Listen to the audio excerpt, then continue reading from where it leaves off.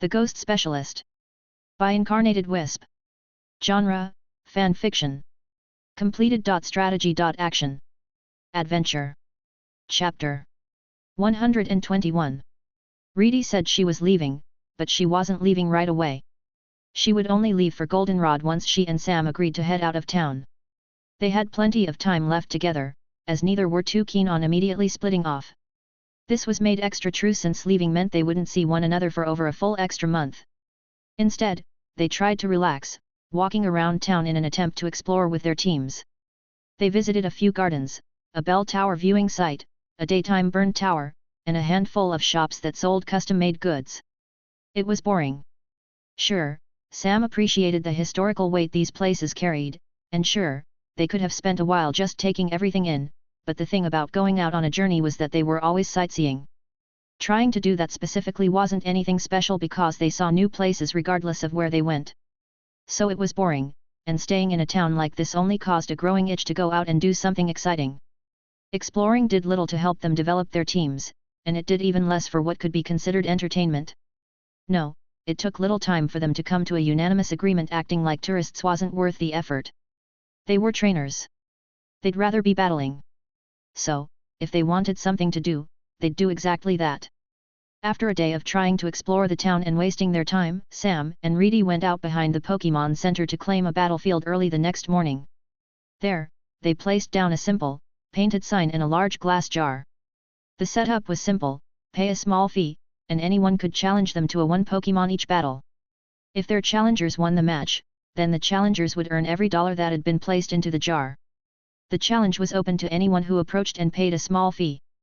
The catch was that the battle was a double battle. Every trainer would use a single Pokémon, but two trainers were required to take Sam and Reedy on at the same time. In Indigo, the main form of battling was still single battles. Almost no one ever practiced anything else, so challengers would need a partner to take them on in a match. Most people seemed wary of that idea, especially once they saw Reedy's towering team members and Sam's scary-looking ghost types. However, a few curious pairs eventually decided to take them on. In every case, Sam and Reedy won. The challenge started with only a sparse few trainers and a rather slow morning. Double battles were still new in theory, and not everyone wanted to bother with finding a partner. However, while it started slow, each fight added money to the jar. As its contents grew in both size and value, more and more passing eyes lingered on that prize. Whispers sparked up, not ones that talked about Sam and Reedy, but ones shared between strangers trying to find the right partner to team up and earn that sum. Unfamiliar trainers would pair up and give the challenge a shot. Unfortunately for everyone who tried, Sam and Reedy were prepared. The lack of switches made each battle fast, and Sam and Reedy rotated their team members to ensure everyone had time to rest. By far, they had the advantage, as they were some of the few trainers here who had practiced for double battles in the past. Their challenge against Claire meant they were more experienced than most, and their Pokémon had been training together for months at this point, so they knew how one another fought. Haphazardly thrown together strategies weren't enough, and their Pokémon knew how to dismantle any attempts at overwhelming force. The normal type Ursaring could pin Pokémon and not need to worry about being clipped by ghost type moves. Similarly, Sam's ghost types could trap Pokémon without worrying about being incinerated by Ursaring's Hyper Beam. Dragonair could charge right through fields of Will-O-Wisp thanks to Shed Skin, allowing her to discard status conditions, and Porygon could hide within thick banks of Ominous Wind to serve as an impossible-to-find turret with perfect aim. But trainers watched, and they developed new strategies. When their opponents started becoming too clever, that was when Sam and Reedy mixed things up. Instead of powerful combinations, they resorted to overwhelming force. Reedy's Pokémon would stall to allow Misdreavus to set up with nasty plot, and Primeape was a surprise for anyone who expected another fragile ghost type. Ursaring and Primeape together was a vicious combination. Sam and Reedy had far too many pre-planned strategies for most trainers to win, and victories rolled in. The jar became flush with cash.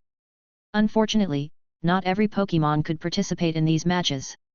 While Porygon wasn't known to the vast majority of challengers and Trevenant was rare enough to be a surprise, Typhlosion had to completely sit out.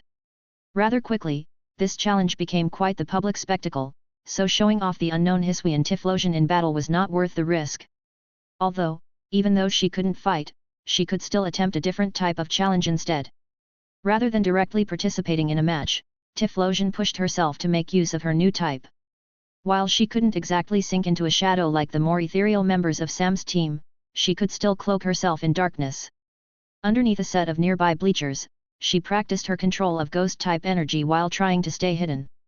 Barely anyone noticed her, and the ones who did quickly looked away when they saw her glowing purple eyes and the many more sets of eyes of all of the ghastly floating around to assist. Sam and Reedy's battles stretched deep into the afternoon, but they didn't last forever. Though they built a good streak, it ended suddenly. As was expected, they eventually lost. The event ended with a pair of challengers who were in the midst of their second season taking on the league.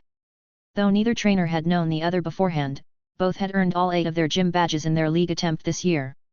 They waited until a tough battle had come and passed before approaching Sam and Reedy.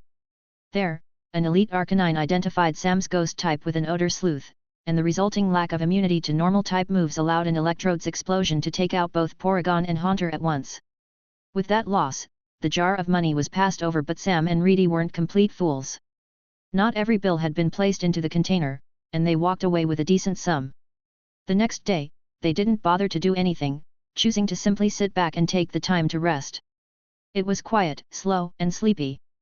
They didn't do anything or even speak that much, but that was fine. They both knew what was soon to occur. Finally, after a bit longer in town, which they mostly used to watch people take on Morty's gym, the moment arrived. Sam and Reedy stood on a road that led out of the city. It split in a fork that had one path leading west toward Olivine and the other path leading south toward Goldenrod. So, Sam said as the wind blew. The quiet city of Ecruteak slept behind them. So, Reedy repeated. She stared off in the directions they were yet to travel. Not sure what to say, Sam thumbed the strap of his backpack.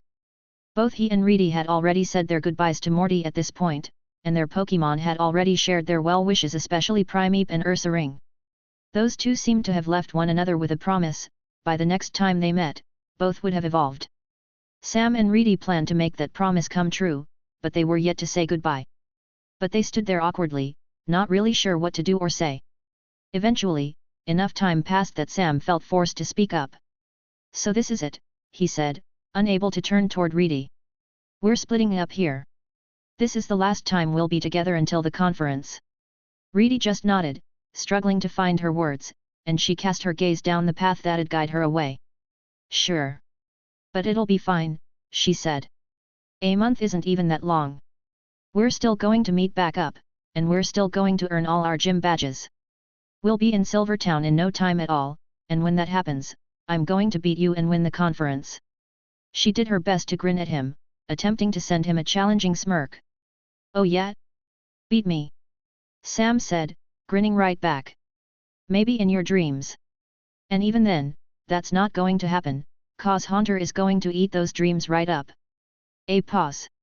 Despite Sam's challenge, Reedy let out a snort. After a second, she threw her head back and guffawed, wiping an eye, and Sam had to look away due to the heat in his face. That was so dumb.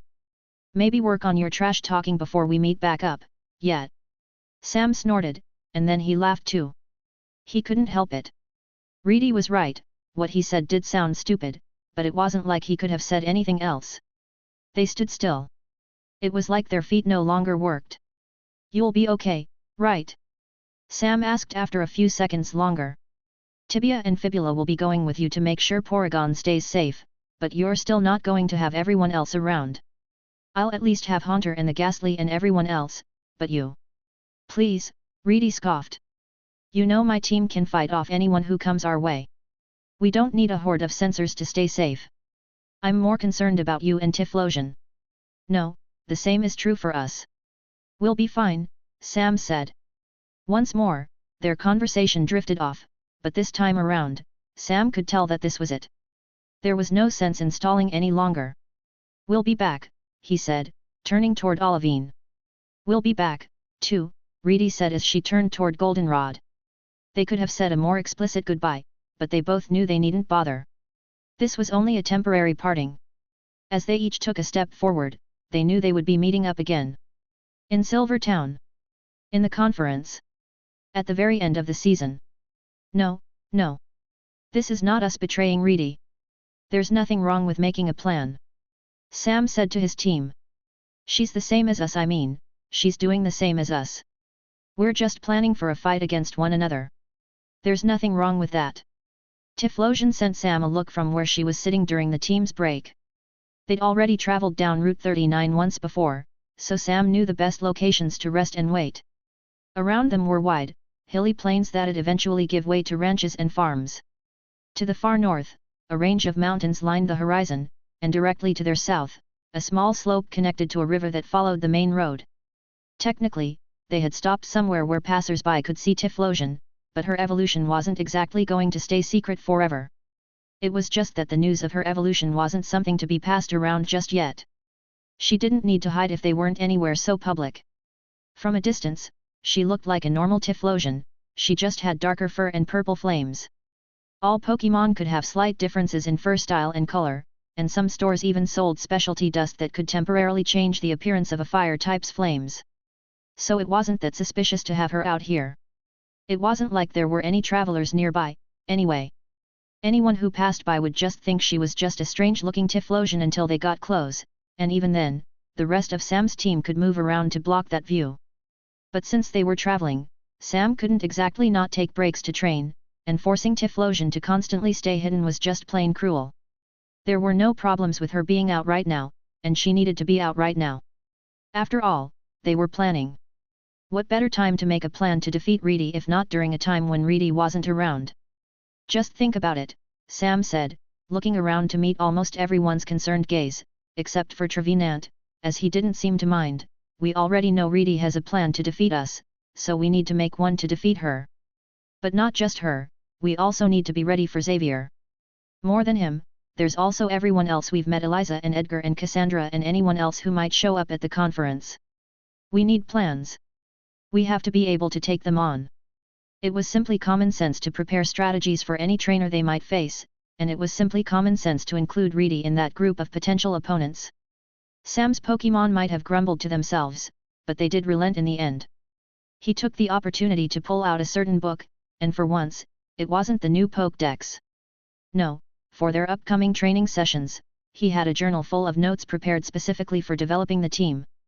Morty helped a lot. We know where we can improve because of him. Yeah, we can't forego offense again, but we've been letting some of our status moves fall to the side. Sam flipped through his journal's pages. I'm talking about the weirder moves Spite, Grudge, and even Curse. Typhlosion, you saw how that move actually works, so you should be able to figure it out now. And for the rest of you, there's also Destiny Bond. And then we can't forget about using known moves in new situations, either. He glanced up from his journal to see that his team was paying rapt attention. For his impending plans, he had no intention to let anything Morty had said go to waste. The man was Ecruteak's gym leader. Everything he had said came from a place of extreme, recognized skill, and Morty was also Johto's foremost expert on the ghost type for a reason. Also, there's something else. I'm not going to focus on just you five. For our training, there are a few other Pokémon that deserve our attention, so... Sam glanced between his feet at the dark shadow beneath them. After a second of staring, the massive hiding Pokémon got the hint, and a ghastly pulled itself out. After that one came another, and then another, and another. There were enough ghastly beneath him that it wasn't a quick process, but soon enough, an entire swarm of ghost types had entered the air, although Haunter did have to dive in and grab two more that hadn't wanted to come out. So far, all of you have been traveling with me, and I can see that I've been neglecting you. I'm sorry. Sam bowed his head to the ghost-type swarm, earning him over a dozen looks of surprise. For all of you, unless you're very interested, I'm not going to train you to battle, but I do think working together to plan out a few tricks might be fun. I want to take a more active approach instead of just leaving you as observers. What do you think about that? In addition to training his core team, Sam couldn't forget all of the ghastly that had been following him across the region. He had a responsibility to make sure they didn't fall into chaos, and to do that, this moment had been carefully planned. The phrasing of his offer had been specifically chosen to imply that the training was something the ghastly would get to do instead of something they had to do. Forcing them to train under him would only see most of them run away. Thankfully, this moment was planned to minimize risks, and Sam already had a quiet conversation with Haunter. Haunter had gone ahead to pick out the most amenable ghastly to inform them of this offer ahead of time. So, as the swarm weighed Sam's words, a few specific individuals were quick to nod. Already aware, they were downright eager to work with Sam. That initial display of willingness opened the floodgates, and as to not part with the rest of the group, the rest of the Ghastly easily jumped in to agree. Great! I know it'll be fun. I have a lot of ideas you'll enjoy, Sam said. He hid his sigh of relief as the Ghastly began to chat among themselves. Morty wasn't wrong about his duty to these Pokémon, and it helped to know he wouldn't have to wrangle them into submission. That confirmation marked the end of everything Sam had to do to start his team's practice. Everyone here was ready to help him craft new strategies. The mass Ghastly were all ready to train together as well, but even then, to Sam, something felt missing. So this is it. I'll be training everyone on my own, hey? It feels... I don't know. It feels quiet. There was a missing energy in their group. A certain presence was absent. Unfortunately, it wasn't like that'd change anytime soon. This was how things would be until the conference. I just want to say that while I might be a bit hard on everyone, it comes from a place of recognition. A place of desire, Sam said, taking the time to look all of the Pokémon in the eye. All of you have your own wants and needs, and my job is to make sure they come true. But we can't forget that we only have so much time left in the season, only so much time left to train. One gym is all that stands between us and the conference, but you know what? Many of them said their names, asking what, in reply. Sam smiled. No matter what, we're going to win. His declaration was met with a cheer by the majority of the Pokémon. While the Ghastly were still in agreement, a few were only cautiously optimistic, and Primeape and Trevenant were quiet when they nodded their heads. Sam knew that all of his Pokémon carried their own desires, but all of those desires came from the same place. They wanted to be happy. They wanted the freedom to do what they wished. But to do that, they all needed the same thing. They needed to become strong. Together, they'd train. Reedy might not have been there, but Sam and his team still had each other. He had a duty as their trainer to make sure everyone was prepared.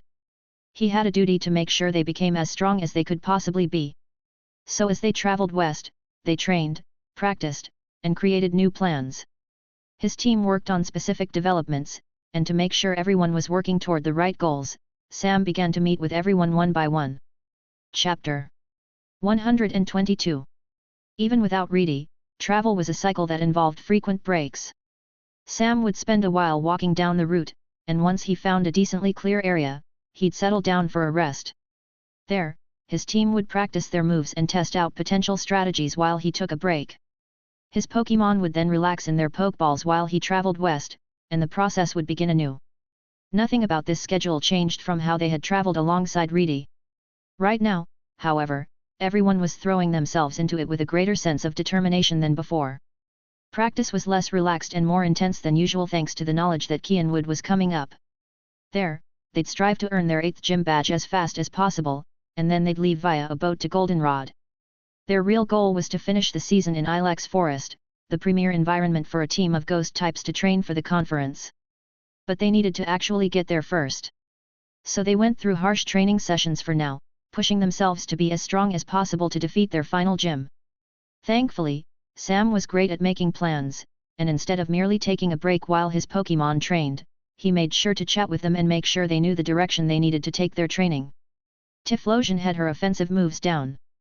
Her evolution had brought a massive increase in strength, and she had spent the weeks before their 7th gym battle practicing and learning all of her damaging ghost-type moves. When fighting, she primarily relied on Infernal Parade and Flamethrower for damage, which meant she truly only needed to worry about Pokémon that resisted those moves types. But even then, Misdreavus and Primeape could take out those difficult opponents for her, and inflicting a burn could also turn a tough fight into a win. Alternatively, since she now knew both Smokescreen and Double Team, Typhlosion could easily stall out any foe, but they'd already learned in the past that pure evasion wasn't enough to win. She was in a good place power-wise, but that didn't mean she was done with her training.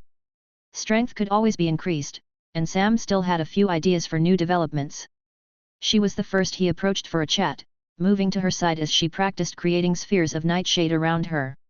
Agility and Curse, Sam said outright. Typhlosion glanced over, dropping her sphere of darkness. Quick attack is fine, but it's only a quick burst of speed. It doesn't provide any ongoing increase in how fast you move. Flame Charge can give you that, but that move requires locking you into an attack, Sam explained, listing off his points while pulling at his fingers. Agility doesn't have that limit, and we've already done some practice with it before. So I think you should start trying to work on agility to replace quick attack, and then there's also curse. Sam let his words trail off. He could tell Typhlosion understood why he was reluctant. Back in Ecruteak, she had seen Morty's Pokémon use that very move, and it hadn't exactly been an innocuous self-boost. They both knew how curse had to be used. The energy responded differently to ghost types and non-ghost types. It was no longer about solely boosting her physical energy. She needed to take that energy and harm herself with it, and then she'd be able to carry that pain into a damaging curse that could be laid onto any foe. She would have to effectively relearn the move, but Sam knew she would pick it up fast. The problem he had was with the pain the new version required. He couldn't say he was the biggest fan of having Typhlosion stab herself in the chest. If you were more ethereal, like Haunter or Misdreavus, I wouldn't be so worried. They can take serious damage and then reform missing parts of themselves. But using curse is violent. Seeing Gengar slam its energy into itself was a lot. The sheer amount of damage you'd take. Typhlosion huffed. She was touched by Sam's worry, but she also clearly thought that his worry was misplaced. Before he could ask or inquire about her reaction, Typhlosion was already moving. She held out a paw, and shadows curled around it in something that was neither a shadow claw nor an infernal parade. They formed into a flickering, jagged edge, and Sam jumped when she slammed it straight into her chest. However, when she pulled her paw back, there was no injury. Typhlosion had winced and parts of her fur had blackened, but there was no other physical mark or injury from the work-in-progress curse being used. Good. Sam breathed out in relief. So it's more of a spiritual wound instead of a physical one. That's why it hurt Morty's Gengar so visibly. Gengar don't exactly have physical bodies. Typhlosion nodded happily. She had been practicing, and she'd found that the injury caused by curse was minor, all things considered. It hurt in the moment and would affect her in battle, but its pain was closer to something inflicted by Destiny Bond. She wouldn't need to be rushed to the Pokémon Center after using it, but it would certainly make her closer to fainting in a match. Thanks for showing me that, Typhlosion.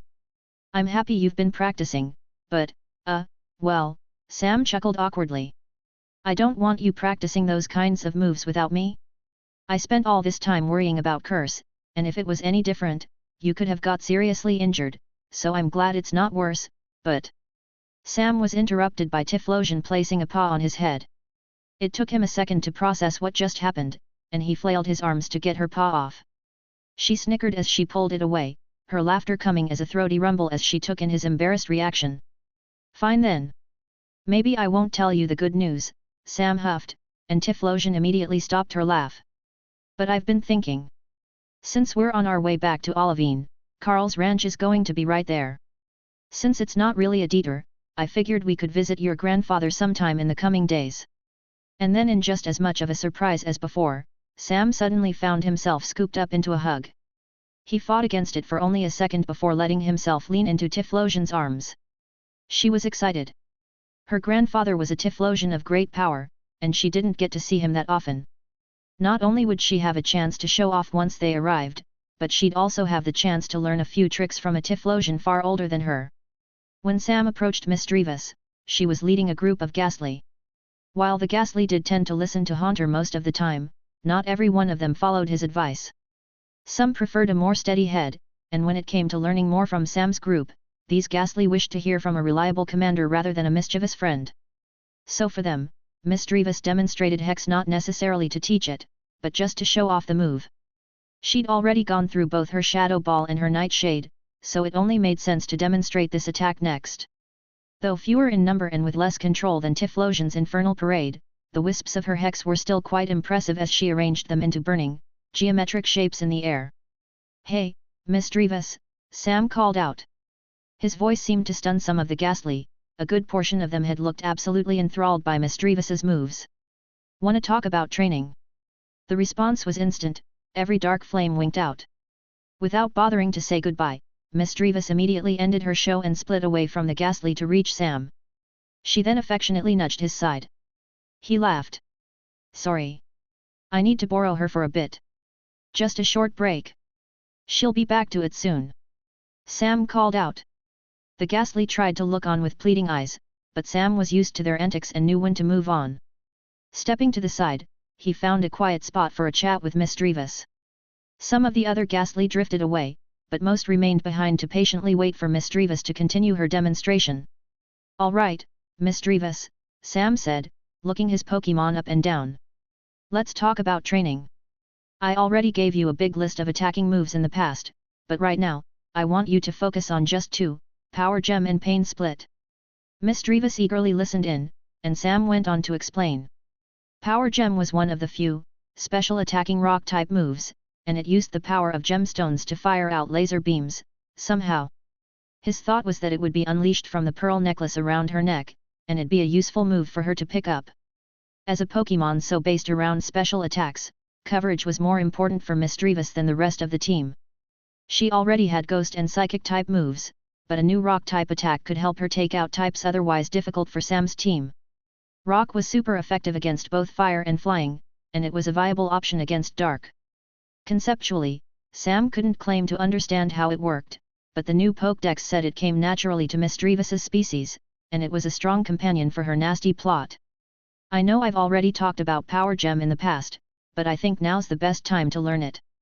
It's more accurate than most other rock-type attacks, and it should pack enough of a punch to be a strong surprise," Sam said. "I've also been considering Pain Split, but that move is a bit more strange." There were many other moves Miss Drevis could still learn, but he didn't want to have her split her focus too much. "Pain Split takes you and your opponent's remaining health and divides it equally between the two of you," Sam said. "It's supposed to split your pain, but since you have less vitality than most Pokémon, it should generally result in a heal.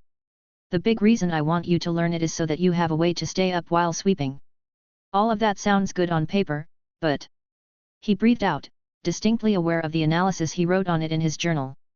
"The same lack of vitality that makes it good for you also makes it bad," Sam continued. "Pain Split might be amazing against a Pokémon like Ursaring, but that's not a great matchup in the first place. One Shadow Claw would see you faint, and the same is true for any of his other non-normal type attacks. It's more of a niche pick to use in emergencies rather than something to base your strategy around." Miss Drevis hummed as Sam explained his plans, and then she spoke. She had her own thoughts to add. Primarily, she gestured to her body and a certain conspicuous lack of arms, something that'd change once she evolved into a Mismagius. Her evolution would bring an increase to both her power and her defense.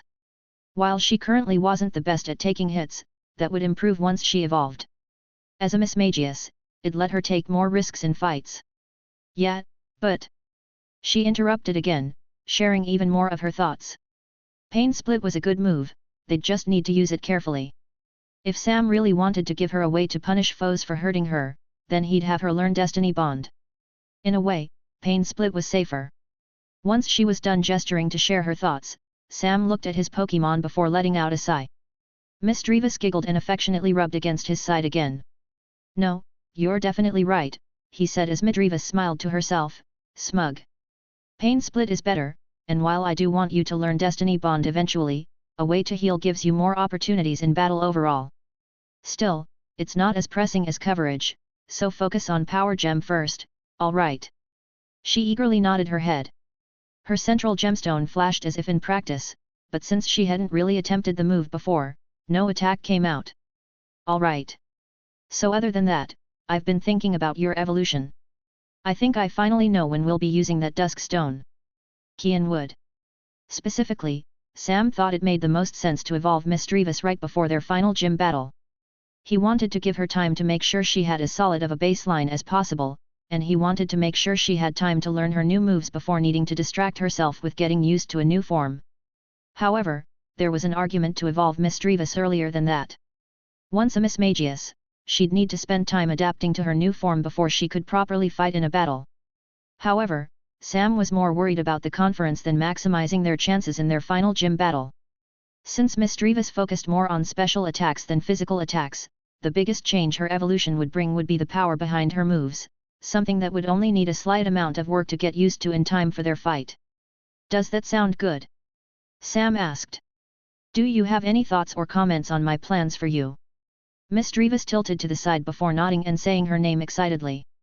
She agreed with his plans, and she had trusted him to make the right decision before he'd even caught her. The fact that he was talking to her at all about this instead of just demanding she train or evolve in a certain way just made her agree even more. So their plans were set, but even though Sam had nothing else to say, Misdreavus had more thoughts to share. Unrelated to any new moves, she'd been thinking something Sam had brought up in the past. Her species might not have been the psychic type, but she was capable of plenty of psychic type moves. When it came to using old moves in new situations, she had plenty of ideas she wanted to try. The conversations with Haunter and Primeape were easy. Haunter only needed to practice his moves everything but hypnosis, since he'd been relying on it too much lately. He was already more than willing to learn Destiny Bond as well because the idea of making his opponents faint at the same time as him made him cackle. As for Primeape, he had the singular and overwhelming goal of complete mastery over Rage Fist, something absolutely necessary for him to evolve. He could have alternatively tried to develop other useful attacks like Power Up Punch and Drain Punch, but evolving into an Annihilape was a hill he needed to climb before splitting his focus on anything else. However, while Haunter and Primeape's goals were easy, Sam still had one more Pokémon to speak to. He passed by where Haunter sparred with Primeape, who was practicing close-ranged dodges while Primeape practiced his aim. A cloud of ghastly floated in the air above them, watching Haunter and Primeape give it their all. Haunter would use Spite to drain Primeape's reserved energy, but Primeape would push through, trying to figure out how to unleash his attacks with the maximum possible efficiency. Sam didn't say anything as he moved next to Trevenant. It was almost night, as their schedule had shifted. He'd chosen to travel closer to night to give his Pokémon more comfortable conditions outside of the light. As a grass type, however, Trevenant couldn't exactly relax during these periods and photosynthesize, but he was still partially a ghost type and was as at home under the moon as he was under the sun. Ahead, Haunter and Primeape continued their exchange. Trevenant's singular eye flicked over to Sam, but Sam didn't say anything, and his gaze went back to the match for the while it took for Sam to finally speak. "Hey," he eventually said. A slight scoff escaped Trevenant's throat. Sam had stood there for all that time just to start with such a basic greeting. Yet, Sam could only smile at the reaction. It might have come from a place of annoyance, but it was casual. It was an unconscious demonstration of trust that Trevenant was so relaxed at Sam's side. "Do you mind if we talk?" Sam asked. "I wanted to discuss plans I have for you on the team." Trevenant replied with a soft grunt of his name. He had already said he was willing to train back in Mahogany Town, and that was still true right now. So, Trevenant turned to properly look at him, using his root-like legs to twist his entire body so all of him was facing Sam. It was a purposeful movement to show that Sam had his entire focus, even with the spar going on not too far away. He loomed, but Sam felt no worry. Trevenant was his Pokémon, and more importantly, Trevenant was a proper member of the team, a friend. "Back then, when we were preparing to meet you, I tried really hard to figure out how a Trevenant might fight in a battle," Sam started. "I looked into all of your potential moves and readied everyone to fight a regenerating wall, but in the end, all you did was use Horn Leech." Trevenant scoffed. No. Don't get me wrong. Your attacks are strong. Horn Leech is a great, default move to rely on with its damage and self-healing, but we've been building up your battle instincts since then, and we've even been working on turning your Astonish into Shadow Claw. That's been going well, but..." Sam trailed off when he noticed a few shreds of darkness begin curling around Trevenant's claws. It was different, as when Typhlosion would use this attack, she controlled ghost-type energy to conjure lengthened, sharpened claws that stretched from her paws. But when Trevenant used it here, however, his hands were already claws of gnarled, sharpened wood. His Shadow Claw was not constructed out of ghost-type energy, rather, it came to form like a ghost-type, enhanced slash. "You got it. See? I knew you could do it." Sam looked at Trevenant with a smile. "But what I think we should really do is lean into the grass type. With all of that research I talked about, I can make you an absolute menace to face on the field." Trevenant might have been trying to keep his expression level, but his gaze sharpened with a greater sense of focus in reaction to Sam's words. Sam breathed in. He had a lot of ideas. Ingrain might make you immobile, but it gives you a guaranteed way to heal yourself by pulling energy from the battlefield floor. Leech Seed adds more healing on top of that while damaging your opponents in return. Now stack that healing with Horn Leech, which I already talked about, and then combine it with your Harvest ability, too. Think about it. If I give you a citrus berry, you can constantly heal yourself up. Other Pokémon might be better at taking attacks than you, but with all of that applied, you could heal yourself from any move sent your way. Trevenant quirked his brow in action that looked a little silly given he only had a single pupil. Sam stared back until he had to clear his throat in an attempt to not laugh. The big part, though, is using your harvest ability.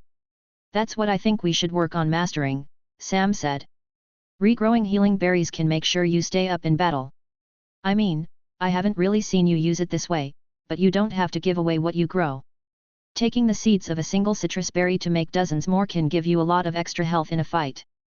Trevenant stared back until suddenly looking away in what was almost a mimicry of how Sam had just cleared his throat. When he brought up a fist to cough into it, the Pokémon looked embarrassed. It was like Trevenant had never thought of using berries to heal himself in battle, before. Sam felt smug, and Trevenant was receptive. Stacking forms of healing was just the start of the ideas he had in mind. The sheer amount of potential Trevenant held was genuinely ridiculous. I have a lot more thoughts on how to make you strong, especially when we throw in other effects, like Confuse Ray or Will-O-Wisp. And then there's also your attacks. Did you know you can learn Wood Hammer? That's crazy. Instead of just your claws, you could swing your entire arm for a single, devastating blow. Trevenant would be a powerhouse, he just needed to put the practice in. Sam was already more than excited to see Trevenant's future as a fully realized ghost grass type. Trevenant, too, seemed to like the plans. He always tried to keep his expression level, but there was a certain glint to his eye that told Sam he was looking forward to those ideas. For Sam, that was nice to see. Also, I didn't come here to just talk about moves. There's something else I want your help with, Sam said quietly as he turned back to watch Haunter and Primeape spar. You've been with us for a few weeks at this point, but everyone else has been with me for months. In Typhlosion's case, we grew up together. So I'm very familiar with everyone else here. Everyone except you. Trevenant blinked at Sam, almost hiding an awkward shuffle alongside that move. Sam saw the reaction and quickly spoke up. He hadn't been trying to make Trevenant feel out of place, he was just trying to point something out. No, no, no. Not like that. What I mean is, Sam groaned. Sorry. This is hard. Specifically, I want to see if I can trade for a new Pokémon in Olivine City to get a sixth to add to our team. When that happens, we'll be getting a new friend, and that new friend is probably a Pokémon that's been trained separately from the team. So, I was thinking, well. Sam looked up at Trevenant. Would you be willing to help me when that happens? Help me introduce them to everyone. I want your experience to help them fit in. Trevenant stared back at Sam, looking like he didn't know how to respond. Generally, the most experienced Pokémon was the one to greet a new capture, but in this case, Sam was going with the inverse. I'm not sure if I can really explain my logic. I just think you'd be a good fit. There's just something about you, he held back a chuckle. You just seem like a good leader. Trevenant looked away silently. Out of the corner of his eye, though the Pokémon lacked blood, Sam got the sense that there was almost a blush on Trevenant's face. A moment passed between them, and Haunter somehow landed a solid punch to Primeape's face. The clearing fell into silence before the Ghastly broke out in cheers, and then Primeape sent him a nod of respect before lunging. The spar devolved into a panicked chase. As that nonsense played out before them, Trevenant finally came to a decision. He nodded, and Sam broke into a smile. Great. Thanks, Trevenant. I know you'll be perfect for the job. Trevenant cleared his throat again in an attempt to keep acting cool. Sam used the opportunity to swing his backpack around, pulling out his journal and a certain set of notes he wrote back in Mahogany Town. He ignored the shouts of the Ghastly coming from around him. This kind of chase was good for his Pokémon. It wasn't mean-spirited, and Haunter was practicing how well he could hide while giving Primeape the chance to develop how well he could search. I still have my old notes I wrote when preparing for you, Sam said to Trevenant. So I already have a bunch of different ideas on how a Trevenant can fight. If you're interested in hearing them. Trevenant nodded again, and Sam didn't wait to read from the page. Training continued, and the team became stronger. Sam continued to head west. Their destination was soon in reach. Finally, as Sam and everyone else traveled closer and closer to Olivine City, training breaks became more frequent. It wasn't that they were stalling, it was just that they were spending a longer time getting stronger each day. Sam made sure to take advantage of those periods, using them to furiously scribble into his journal. Each night at dusk, he would find time for himself by the campfire, and he'd go over his notes while tending to a stew. Truthfully, he had completely filled up his first journal at this point and was already well into his second. Though there was no narrative or coherent plot, he was proud of that fact. In a way, filling it up meant he'd written an entire book. While he appreciated the relative quiet he used to work, it did feel empty without Reedy, even after all these days spent away. The campsite was missing something without her presence, and Sam missed her regular, casual taunts. When it comes to facing her, though, I still need more ideas. We might have a few counters for Reedy's team, but they all need more work. If Haunter picks up Destiny Bond, he can take out any of her Pokémon, but that only works once. Unfortunately, after Morty, she'll be expecting something like that. No, Misdreavus's pain split is probably unexpected enough to be key. Though he was helping his team get stronger, Sam had another duty of his own. As his team's trainer, they trusted him to come up with strategies and to know exactly what to do to have them win. When we arrive in Olivine, I should use a computer to check the league's archives or maybe some forum posts. That should let me find recordings of Xavier and other trainers from past tournaments. It won't give me a look into their current teams, but it'll let me see where their current teams are coming from. Ugh! The conference is so soon. I know we have over a month left, but it feels like we're running out of time. The noises of the campfire's crackling flames, the bubbling food, and the furious scribbling of his pen filled the air. Tiflosian dozed next to him, and various ghost types floated around and enjoyed the chill of the approaching night. The sun was actively setting, casting the sky into a rainbow of reds and oranges. The first half of the moon was already visible to the east. Half of the sky was already dark with pinpricks of stars. Everyone was relaxing after their long day, and though Sam was focusing on his work and the stew he occasionally stirred, he quickly realized a silence had fallen over the camp. All movement had ceased in favor of everyone focusing on one Pokémon's form. They were close to Olivine. Close to the mountains. Close to where Sam had captured one member of his team at the very start. He felt as though he was being watched, and as he brought up his head, he was met with Primeape's gaze. He carefully closed his journal. I see. Primeape walked over to stand in front of the fire, casting his gaze into the flames. He stared for several moments before turning, looking directly at the mountain range to the north. Then, with a grunt, he communicated his desire. It was time. They were close enough. Primeape had been waiting and practicing and training for all this time, and now that they were here, he was finally ready to talk. Chapter 123. Primeape was a Mankey when he first hatched from an egg, and Mankey's memories of back then were blurry. However, he knew he had a mother even though he couldn't remember anything about what she was like. Primarily, he knew that he hatched into a tribe of wild Mankey, and just as much as his mother was family, the tribe was his family. But more so than anything else, his family was his brother, and that made everything that happened to him so much worse.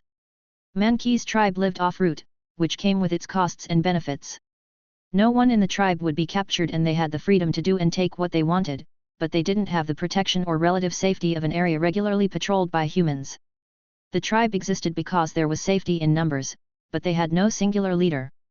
Everyone was unevolved and on their own, but they traveled and stuck together because that was what let them succeed. They lived in the mountains, in which they roamed through a few specific valleys. When individual Mankey set off to wander, they made sure to never wander too far away from everyone else. There was no set pattern or schedule they followed, they simply moved according to the tribe's whims. Often, they would be motivated by discoveries found by wandering members, bathing in and drinking from discovered hot springs and briefly settling into caves that were unoccupied enough for them to temporarily claim. But the biggest reason they wandered, however, was to find food. Mankey were omnivorous, which meant they ate nuts, berries, and bugs specifically, the small ones that could be found under rocks, not the much larger and more dangerous bug types. Chestnuts were by far the tribe's favorite food due to the nutty flavor perfectly appealing to a Mankey's palate. Unfortunately, chestnuts were never easy to eat due to the nut's spiked exterior. The most common way a member of the tribe would open the nut was to give it to someone else. That Mankey would try to peel it, get pricked, and then undoubtedly thrash about in anger, breaking the nut open in the resulting rampage and allowing the gifter to eat it. Unfortunately, that didn't always work because sometimes the target Mankey were able to peel nut with minimal pain and consume it themselves. The problem was that while the tribe was a tribe with many Mankey part of it, the Mankey didn't exactly help each other. Everyone was on their own, but they were at least on their own together. That was why Mankey himself lived so well at the start of it all. He and his brother stuck together, and having someone to rely on was critical to all of their success. Two Mankey working together were more powerful than two Mankey working on their own. Relying on one another, they were able to do things other Mankey couldn't do. They could go out and forage while watching one another's back. They could rely on one another's eyes while searching for areas to claim for a rest. Other tribe members were more reluctant to try to steal their stuff when the two of them shared and protected their belongings. They could take turns sleeping without needing to worry about anyone eating their food. Between the two of them, it was Mankey's brother who was stronger. He was the one to fight, and Mankey was the one to come up with their plans. While the tribe often traveled, they didn't lack food due to the sheer number of chestnut trees that existed in the mountain range. While difficult to open, the only other Pokémon that ate those chestnuts were flying types, who could painlessly pick them up with their beaks and drop them from a great height to break them open and easily peel away the spikes. Yet, also extremely common in the mountains were rock types, and as fighting-type Pokémon, Mankey and his brother had little to worry about thanks to their inherent sturdiness and type advantage. So, it was Mankey who came up with a foolproof plan to use those rock types to let them eat as many chestnuts as they desired. Instead of tricking another Mankey into peeling the nuts for them, they simply went out and found a rock-type Pokémon. Mankey's brother would distract it, usually by taking it on in a fight, and then Mankey would go up and take advantage of the chaos by tossing in chestnuts to be broken open by the rock-type attacks. His fondest memory was of when they found an onyx. Looking back on it, it had been a foolish plan, but it had earned them so much. The large Pokémon had been coiled, deep asleep, and Mankey had found a leaf large enough to carry many chestnuts at once. His brother enraged the onyx by waking it up, and while his brother fled and ran away, Mankey tossed the bundle of chestnuts into a gap between the onyx's ever-churning stones. The grinding motion meant that every nut within broke enough to be easily peeled. They feasted that night. Because they worked so well together, Mankey and his brother started to gain more and more respect in their group. They ate more food, so they were healthier and had more energy than the average member of the tribe. His brother fought in more battles too, so his energy was used to increase his strength. Mankey himself, meanwhile, used his energy to scout and make plans. As he was the brains between them, he had to always make sure he had a plan. Soon enough, it became the case that when a problem started up in the tribe, the other Mankey would go to them for a resolution. And, if one of them had something to say, more often than not, the other Pokémon would stop and listen. But that didn't last forever. The turning point came when Mankey went out to scout and found something incredibly valuable, a lone berry tree. It was one just undefended enough that the tribe had a good chance to claim it for themselves. See, Primeape's experiences were so focused on food because food was the motivating factor out in the wild. The tribe might have had many sources of it, but accessing those sources required frequent travel. Staying in one place tended to exhaust the local area of meals while also carrying the risk of angering any strong, singular Pokémon that had ownership over the area they were in. But berry trees were special. Not only did they grow food, but berries were inherently more nutritious than anything else. It took only a handful of berries to feel absolutely stuffed, and berry trees tended to grow fast. Claiming a tree would allow the tribe to settle permanently, with them no longer needing to worry about obtaining their next meal. By claiming the one Mankey had found, the tribe would be set for they'd essentially be set forever. Immediately upon his discovery, Mankey clambered back over the valley's rocks to return to his brother, sharing the discovery and then telling the entire tribe exactly what he had found. The berry tree was owned by a flock of Spearow, and the flying-type Pokémon hadn't exactly looked that wary. Most likely, he guessed, they were a subset of a larger flock, and that larger flock had so many trees that they wouldn't get too ticked off by the loss of just one. The Spearow could be fought back. The Spearow could be scared off. With a single battle, the Spearow could be pushed away so that the tribe could take over the berry tree. However, the tree wasn't exactly something just Mankey and his brother could take alone. No, Spearow were flying types, and every Mankey here knew just how difficult it was to punch a bird. They needed a plan, but Mankey already had the perfect solution. Their chestnuts. They didn't need their usual attacks. They could throw those spike-covered balls at the birds, and the birds would undoubtedly be pushed back. When Primeape described his plan through a series of grunts and gestures, Sam stayed silent, more silent than he'd been so far. Somehow, before ever being captured, his Pokémon had already figured out the basics of fling. Unfortunately, he hadn't thought to bring dark-type energy into it, so it had remained a simple technique rather than a full-fledged attacking move. With that plan made, the resulting battle was epic, but Primeape didn't exactly describe it. The initial assault was overwhelming, but more Spearow flew in to make it more difficult than they had ever thought. Yet, they still won in the end, and that was because of one reason. So hindered by the onslaught of spiked projectiles, the Spearow fled, deciding that a single tree wasn't worth the effort once Mankey's brother unexpectedly evolved. Evolution in the wild was different than evolution with a trainer. It was never a guarantee, and only Pokémon that truly pushed themselves could reach their evolved form. Sure, it eventually happened over time, but Mankey's brother was young. Evolving in that battle demonstrated just how tough he was, and no Spearow wanted to risk taking him on. Their victory after the fight was supposed to be a celebration. The tribe claimed a berry tree for themselves, and for the first time, the tribe truly worked together to earn something that belonged to them instead of just individuals. That wasn't what happened. Something about that evolution changed Mankey's brother. Despite everything they worked for, despite everything they had done together, that tree did not belong to the tribe, the tree belonged to Mankey's brother. If someone wanted a berry, they couldn't just go up and grab one. No, if they wanted a fruit, they had to convince that Primeape to allow them to get it. He enjoyed the attention. Practically relished in the attention. There was something about having the power of an evolved Pokémon that immediately went to his head. To get their food, the tribe had to do as he wished. They had to put on shows, gather neat items as gifts, and generally do as he bid. The thing was, however, none of the other Mankey saw anything wrong with that. Mankey's brother was the strongest among them, so of course he was their leader. Why wouldn't they do what he said if it meant they got to keep a reliable source of food? But for Mankey himself? For who Primeape was back then? Nothing that he had done mattered. After that horrible evolution, his brother treated him as if he were any other member of the tribe, nothing more than a lesser being required to do his bidding. Their shared history meant nothing. The shared efforts of the tribe meant nothing.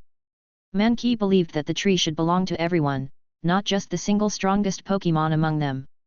The fact that he was the one to find the tree and the fact that he was one to make the plan to capture it meant absolutely nothing in the face of the sheer, overwhelming might of his species' evolved form. That Primeape was a Primeape, and Mankey was just a Mankey. There was a gap between them that was impossible to cross as mere wild Pokémon. They might have worked together in the past, but so what? That Primeape now had everything he ever wanted. And Mankey had nothing. More than that, since his brother had been the one to do all the fighting, he had less battle experience than anyone else in the tribe. He was weak. No matter what Mankey did, he was brushed off. No matter what fellow tribe member he approached, he was ignored. The small advantage he had gained from better nutrition disappeared with everyone having access to what little berries that Primeape let them gather. Mankey couldn't exactly stand up for himself, which meant he was an easy target to be bullied and laughed at. He went to his brother for help, of course, begging the Pokémon for assistance. Since they had done so much together, he felt he deserved at least some sympathy. Yet, when that Primeape looked down at him, when the two of them locked eyes, there was nothing.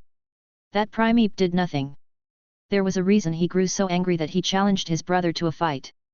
Of course, while Mankey was great at coming up with plans, all of his plans had been simple. He wasn't educated and he lacked the focus a Pokémon trainer could bring. Everything he came up with was based on things he'd already seen. The plan with the chestnuts? That was based on how he'd seen flying types drop the nuts out of the sky. The plan with the rock types? That was based on how he'd seen them accidentally crush fallen chestnuts while traveling. So, when he threw himself at that Primeape, he truly expected to win. That Primeape had the strength, but Mankey was clever. He could use low kick to win, because the bigger they were, the harder they fell, right? Right? That Primeape beat him in a show of force to remind the rest of the tribe just why he was in charge. He had more than enough strength to protect their tree and keep their primary food source safe. He, of course, showed just how kind he was by tossing a half-eaten berry to the defeated Mankey. The fact that the berry was stolen later didn't mean anything after all, it was another tribe member who stole it, not that Primeape. Mankey was the only one who saw a problem with how everything was set up. But no one listened to him. His brother might not have told him to leave, but he could tell he was no longer welcome. Once he recovered, cold and bruised, he simply got up and left. He left the mountains, trudged through a forest, and walked south through the vast plains of Route 39. When he stumbled onto a strange, rumbling box filled to the brim with berries, he was far too hungry to question why it was undefended or why it was making that noise. Too busy stuffing his face, he missed how the delivery truck started to move. It brought him to Olivine City, where he then found a place to hunker down as well as an easy source from which to gather food. Primeape finished his story by gesturing toward Sam, as Sam knew how things concluded from there. Mankey's source had been a berry vendor, and Sam went after Mankey, caught him, and then promised the Pokémon that he could become strong. It was deep into the night when Primeape stopped speaking. Above him, the stars were pinpricks of light next to the moon's bright glow. Everyone in the camp had gone silent, watching Primeape as he stared into the fire. The flickering flames before him cast shadows onto his face. He had said everything that he needed to say. Truthfully, understanding the story hadn't been easy for Sam. Primeape didn't exactly speak a human language, but his grunts and gestures carried enough meaning and his expressions helped display how he was feeling. Also, Sam always had the option to glance over to Typhlosion for a translation. He couldn't say he understood every detail, but he understood more than enough. So with the story ended, he stared at his Pokémon who was unable to do anything but stare back into the fire. Primeape, Sam said softly.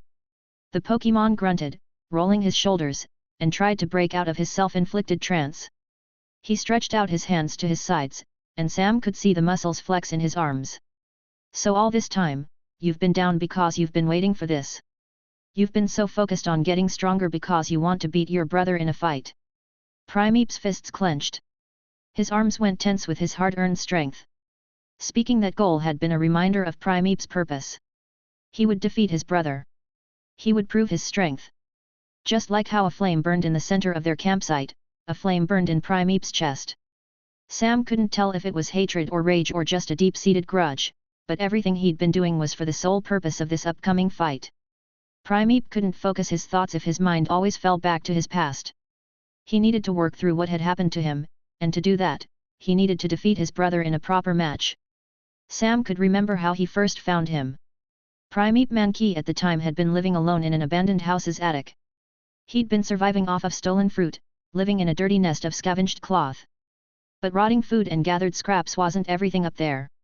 Mankey might have been on his own, but also collected in the room was something else. Scattered poke dolls.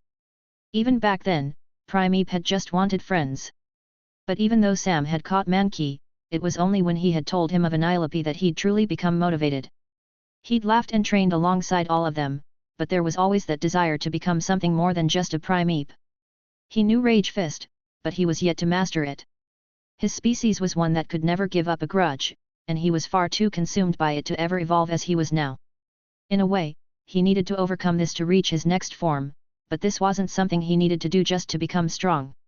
With how much this had been affecting him all this time, Sam knew that Primeape needed to do this if he ever wanted to be happy. So Sam breathed out, still trying to gather his thoughts about everything he had just heard, and another noise finally echoed out. Haunter let out an echoing sob, and all the ghastly around him began to wail and cry Primeape's story. They empathized with Primeape. His story was sad. Even though their reaction was one of tears, it was kind of ridiculous. Sam could have sworn he saw Primeape smile, as small as that reaction was. But in the end, it wasn't anyone Sam expected who approached Primeape. It wasn't Typhlosion or Misdreavus or even Sam himself. No, from where he had been listening in the back of their group, Trevenant stepped closer to the fire. He moved up to the very thing that had once destroyed his home despite the tense wariness he still felt toward it. Trevenant's red eye met Primeape's expression. After a long period of silence, Trevenant nodded once. Though he said nothing, the action was a promise. Just like how everyone had once helped him, Trevenant promised they'd help Primeape. Sam smiled at that, but it was Misdreavus who pointed out that Trevenant had just spoken on behalf of their entire group. In response, Trevenant almost immediately looked away and awkwardly coughed into his hand. His embarrassment came out like the sound of two pieces of bark rubbing against one another. But he was right. Everyone here was willing to help Primeape. Misdreavus just thought it was funny that Trevenant had been the one to speak what was on all of their minds. She promised, too, that she'd help Primeape. After her, Typhlosion promised. And then Haunter. And then all of the ghastly here as well. Sam was the last to speak. He met his Pokémon in the eyes. "We'll help you," he said. Primeape had to rub away the rain that had mysteriously fallen onto his face from the clear, night sky.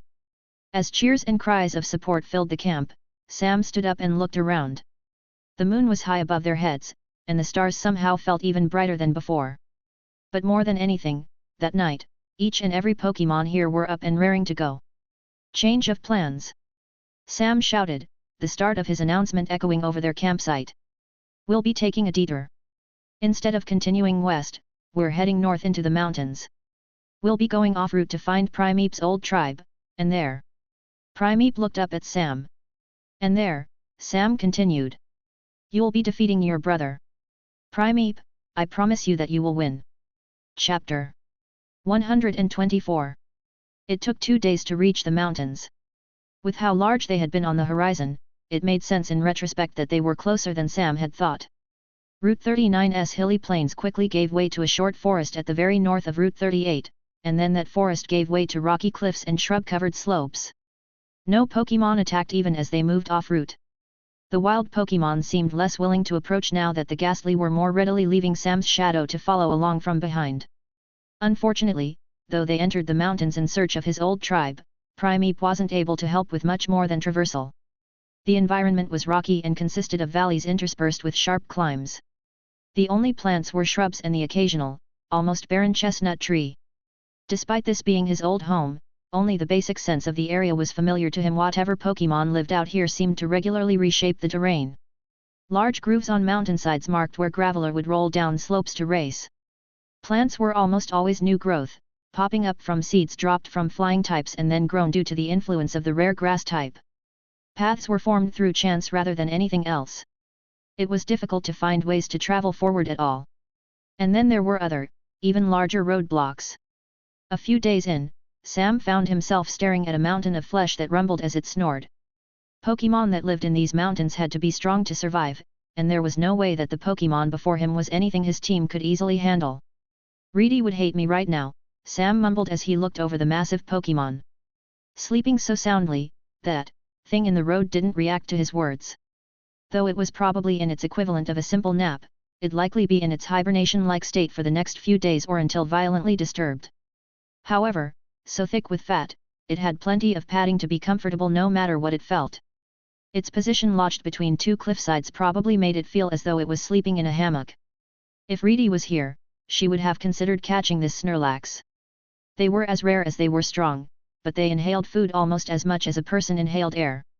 Part of the reason Reedy kept her team small was to keep costs down, but given her current sponsorship with Mr. Pokémon, the sight of this sleeping monster would have caused her to debate if its sheer strength made it worth the catch. But she wasn't here. Only Sam and his team were. Snorlax might have been considered nuisances for how much they ate and for the way they blocked roads, but no one ever denied just how strong they were. It took muscle to walk around with all that fat, and then that fat also protected them from even the strongest of moves. Their reputation was earned, and it didn't help that they became very grumpy when improperly woken up. So despite how his team had found a rare, even path to keep moving forward, Sam could tell that having Haunter mess with the Snorlax's dreams to wake it up was not worth the risk. "We're climbing," he said with a sigh. Traversal out here was as difficult as it was annoying. Off-route, there wasn't anyone around to make paths for humans, and all the local wild Pokémon tended to climb. Above him, Primeape easily dug his hands into the stony cliffside to pull himself higher and higher. His species was adept at finding handholds, or at least they were adept at making new ones. He excelled out here, but that made sense given the mountains were where the Mankey line tended to live. He didn't need help like Sam did, who benefited from Haunter's disembodied hands pushing from behind to provide additional lift. Of course, Primeape reached the top of the cliff first, stepping onto a sloped ledge that was just flat enough to support a precarious hike. He was silent as he stared out over the canyon and the wide valley past it. Below, the Snorlax let out a snore, and Sam gasped as he barely managed to reach the top. "We'll find them," Sam said, promising his Pokémon as he moved up to Primeape's side. He put a hand on his head, but Primeape just grunted and started to walk ahead. Primeape was as quiet now as he had been over the past few days. Not at a single point had Sam returned him to his Pokeball. He knew he should have, just to let Primeape rest, but he could also tell that his Pokémon wanted to stay out. Primeape wanted to experience every step that brought him closer to his goal. Closer to his brother. "I know we said we'd help him, but I can't help but be worried. He wants his revenge, and I'll help him with that, but it almost feels wrong. I don't want it to consume him, either." A rustle at Sam's side brought his attention to Trevenant. There wasn't exactly enough room for Typhlosion. These paths were narrow and she wasn't great at climbing stone, but weirdly, Trevenant had plenty of space to walk. He might not have been traveling along the ground like Sam and Primeape, but he had a better way of getting around. He could stab his sharp roots into the cliff sides, and that allowed him to walk across the rocky walls almost like a spinnerack. Trevenant, what do you think? Sam asked quietly. About Primeape, I mean. Trevenant watched Primeape continue ahead, but he remained silent without answering Sam's question. Soon, he chose to keep moving as well, and he maneuvered himself onto the wall, where he walked as if ignoring gravity. Sam sighed. At least I can tell Primeape needs this. Facing his brother should help him with his confidence. I think his anger's been too directed toward his past. In a way, this has been holding him back. A fight should let him break free. Finally, Sam actually got a response. Miss Drevis brought herself out of the shadows to voice a quiet agreement with Sam's words. Pulling her worried gaze away from Primeape, she looked at Sam for assurance. He did his best to send her a confident nod that'd tell her that everything would be okay. All of this was to support Primeape. All of this was to make sure Primeape would be in a better spot from here. She nodded back, and Sam continued after the rest of his team. He made sure to give a few orders to the nearby Ghastly as he did. All right. Now that we've managed to get somewhere out here, I think we're deep enough in to start searching in earnest, Sam said, and his shadow came to life. Split off into groups of 3 to search for Primeape's old tribe. Look for what he described: a berry tree surrounded by a big group of Mankey. Don't go farther than line of sight. You can hide, but Haunter has to be able to see at least one of you. Also, please don't anger anything, and keep in mind that running away is always okay if you feel unsafe. As he finished his orders, he watched as groups of shadows split off from his own, traveling over the landscape like splotches of darkness cast by a Pokémon flying through the air. However, where a flying Pokémon's shadow would carry a blurry yet distinct shape, the shadows of the Ghastly were far more ambiguous and vague. He lost sight of them pretty quickly, but he was able to keep track of where all the groups were thanks to flickers in the corner of his eyes. While he wasn't able to see them when they dipped behind boulders or hid in a cliff's shade, Morty's advice rang true once more: ghost types were pretty obvious when they were moving. He could follow where the Ghastly went by keeping an eye out for the shadows that jumped from hiding space to hiding space. And just like that, days passed. The Ghastly searched the area while everyone else followed what viable paths they could. The terrain was treacherous enough that it was hard to locate safe paths for hiking and areas for camping, but Primeape was able to point out signs. Despite the shape of the environment being unfamiliar, he was able to find viable, Pokémon-trodden paths and flat sections in which they could sleep through the night. All the while, the Ghastly found points of interest and tribes of Mankey, but none were that berry tree or the exact group of Mankey they were looking for. Not right away, at least. Time passed. Soon, there were only 37 days left in the season, 37 days left for Sam to earn his final gym badge.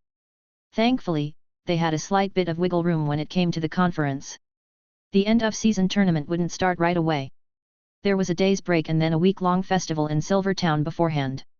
Smaller tournaments and events would take place over that period, giving trainers with fewer gym badges a place to compete. Most trainers who intended to take part in the conference itself used that period to arrive. Sam's plan was to show up then, but that was still a while away. Thankfully, before too many days went by, one of the Ghastly found something important, something that wasn't just a false lead this time around. From where they had been traveling so high up in the mountains, they followed the Ghastly along a steep cliff and up to a sudden drop. And there, not too far below them, was the exact tribe of Mankey they'd been looking for all this time. There was a fight going on beneath Sam. At least, there was the prelude of a fight. Hoots and shouts were met with the sounds of sharp hisses as two groups of Pokémon faced one another, posturing and trying to make themselves appear as a threat. There might have been no large stone or boulder to hide behind, but Sam was able to kneel and use the lip of a narrow path as cover to let him watch. Below, at the very end of a ravine that overlooked a valley, a group of Mankey surrounded what could only have once been Primeape's home. Trees out here weren't too impressive, and the one in the center of the Mankey's boulder-protected campsite wasn't that special, either. However, it was greener than any chestnut tree they'd walked past, and it towered over everything else, its roots grasping a large stone and growing out with a gnarled curve. Between its thick leaves was another dash of color, bright blue oran berries grew from its branches.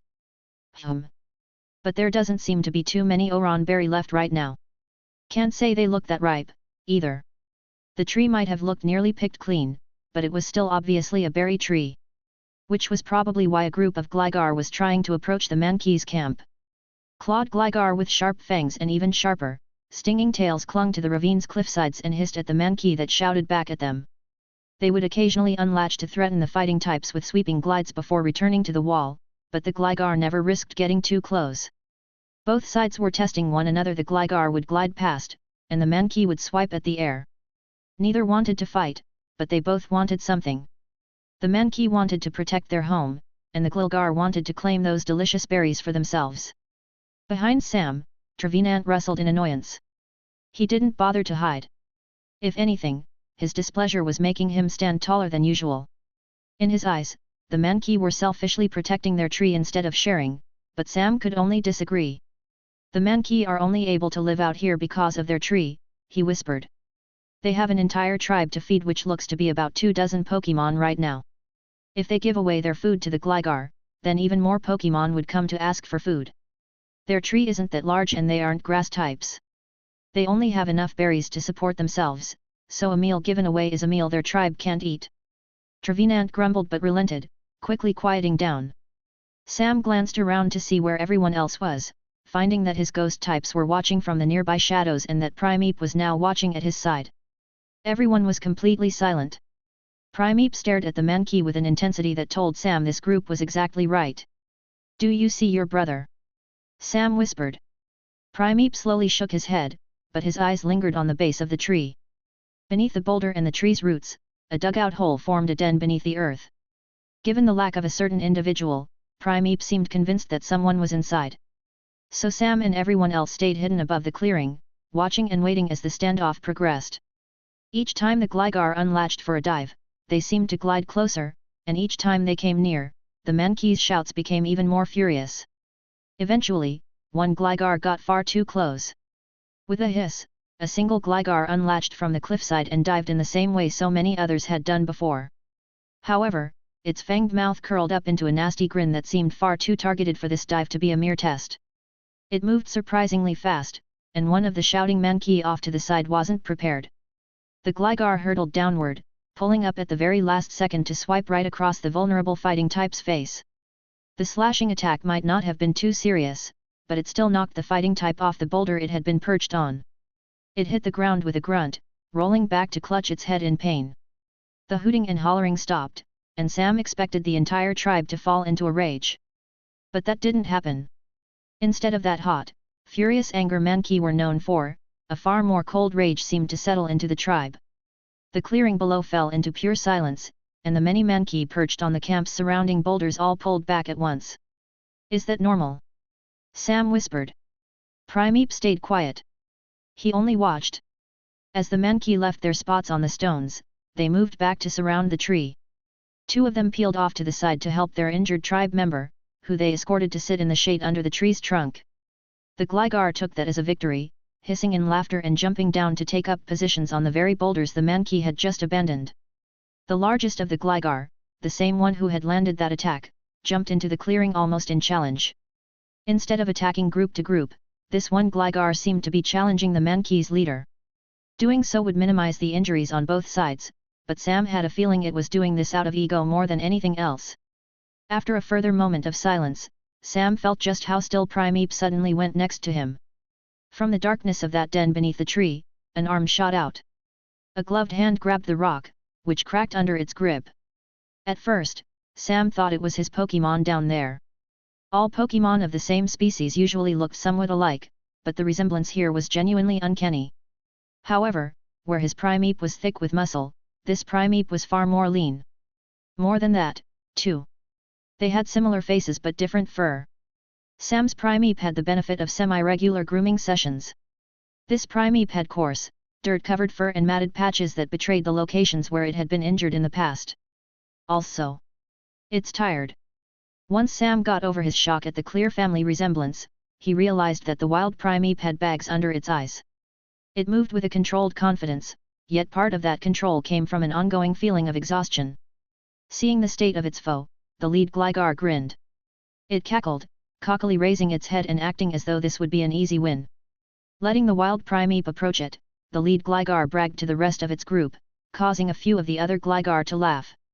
However, the evolved fighting type continued to walk forward unabated, never letting up and never slowing for even an instant. Some of the Gligar in the back started to look nervous. The Primeape's confidence was far too persistent. Sure, it looked tired, injured, and overall exhausted, but those were signs of previous battles. It was experienced. It was tough. But that lead Gligar, though? It wasn't worried in the slightest. If anything, it looked excited to win here.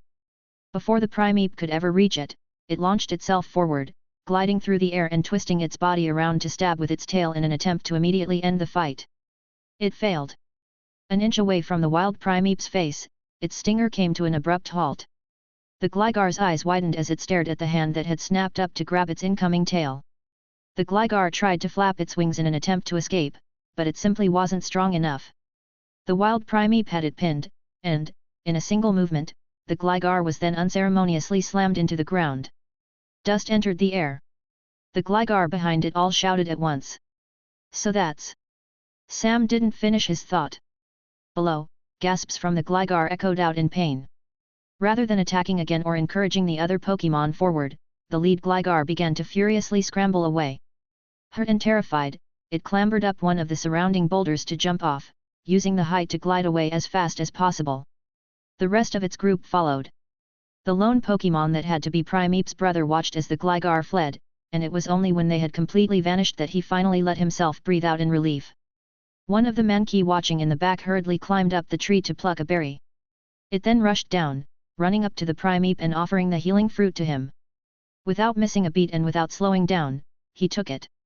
Except, he didn't eat it right away. Instead, he strode toward the rest of the tribe, marching right up to where a certain Mankey sat. In the shade, the Mankey was still too busy rubbing its head to notice its leader standing before it. It was only when it noticed a slight shift in the tree's shadow that it looked up, seeing a pair of red eyes staring back down at it. It froze, not sure what to do. The Primeape thrust its hand forward, and Sam braced himself for what was about to happen, but he didn't need to. This wasn't an attack. The Primeape was offering the injured Mankey the berry. After taking a second to process what just happened, the Mankey smiled and easily grabbed the berry so it could eat and heal. It showed no sign of caution or restraint as it did so, and the Primeape grunted as if amused before walking back over to the tree, where it sat in the shade to rest. That was... As Sam frowned, Miss Drevis said something. He had failed to notice the sudden absence at his side. For all his training with the ghost type, Primeape might not have been the type just yet, but he certainly knew how to sneak. Prime, he roared, jumping to slide down the cliffside right toward the berry tree campsite. Abe! The entire tribe of Mankey went on high alert. The cliffside was steep, but Primeape didn't care. So consumed by his anger, he was more focused on reaching his brother than anything else and perfectly maintained his balance while pebbles rolled down the hill around him. Wait, Primeape! Sam shouted at his Pokémon. We need to talk about this, first. Something about this situation felt off. The action he'd just witnessed was not one of the cruel despot Primeape had once described. The cliffside beneath Sam might have been sloped, but it was far too steep for him to risk sliding like Primeape. His Pokémon was already nearing the bottom, and he looked around in panic before taking off toward where the slope was more reasonable. He shouted for Haunter to help him out. Right after, he also ordered the Ghastly to surround the campsite, just in case, but even with his shouts, none of the Pokémon below looked up. No, their hackles were raised. Their fur stood on its ends. An unfamiliar intruder was rushing their leader, and why wouldn't Primeape be unfamiliar? He'd been gone for months. He had evolved in the meantime, as well. Primeape's brother met his aggressor's eyes and carefully stood up. Primeape punched for a rock smash that shattered one of the boulders and made his way in. The Mankey shouted in an attempt to ward him off, but he didn't stop. The two evolved fighting types were already moving to meet one another in an unavoidable fight. Primeape ran, arm over leg. His brother calmly walked. Where Primeape was completely consumed by rage and anger, his brother seemed to be consumed by nothing but weariness instead. However, halfway there, when the two Pokémon were seconds away from their clash, the wild Primeape seemed to freeze, going through what must have been the shock of its life. Eyes as wide as they could go, the Primeape whispered something under its breath. It was a question, one filled with far too many emotions at once. Shock. Surprise. Guilt. Curiosity. And also, hope. Something twisted in Sam's chest. He knew Primeape wanted revenge, but too much time had passed. Everything about this felt off. Haunter's help let him reach the base of the cliff without falling, but Trevenant stayed behind. The Pokémon remained at the top of the cliff and watched in silence. Primeape's brother completely dropped his guard, overwhelmed as he stared at Primeape in disbelief.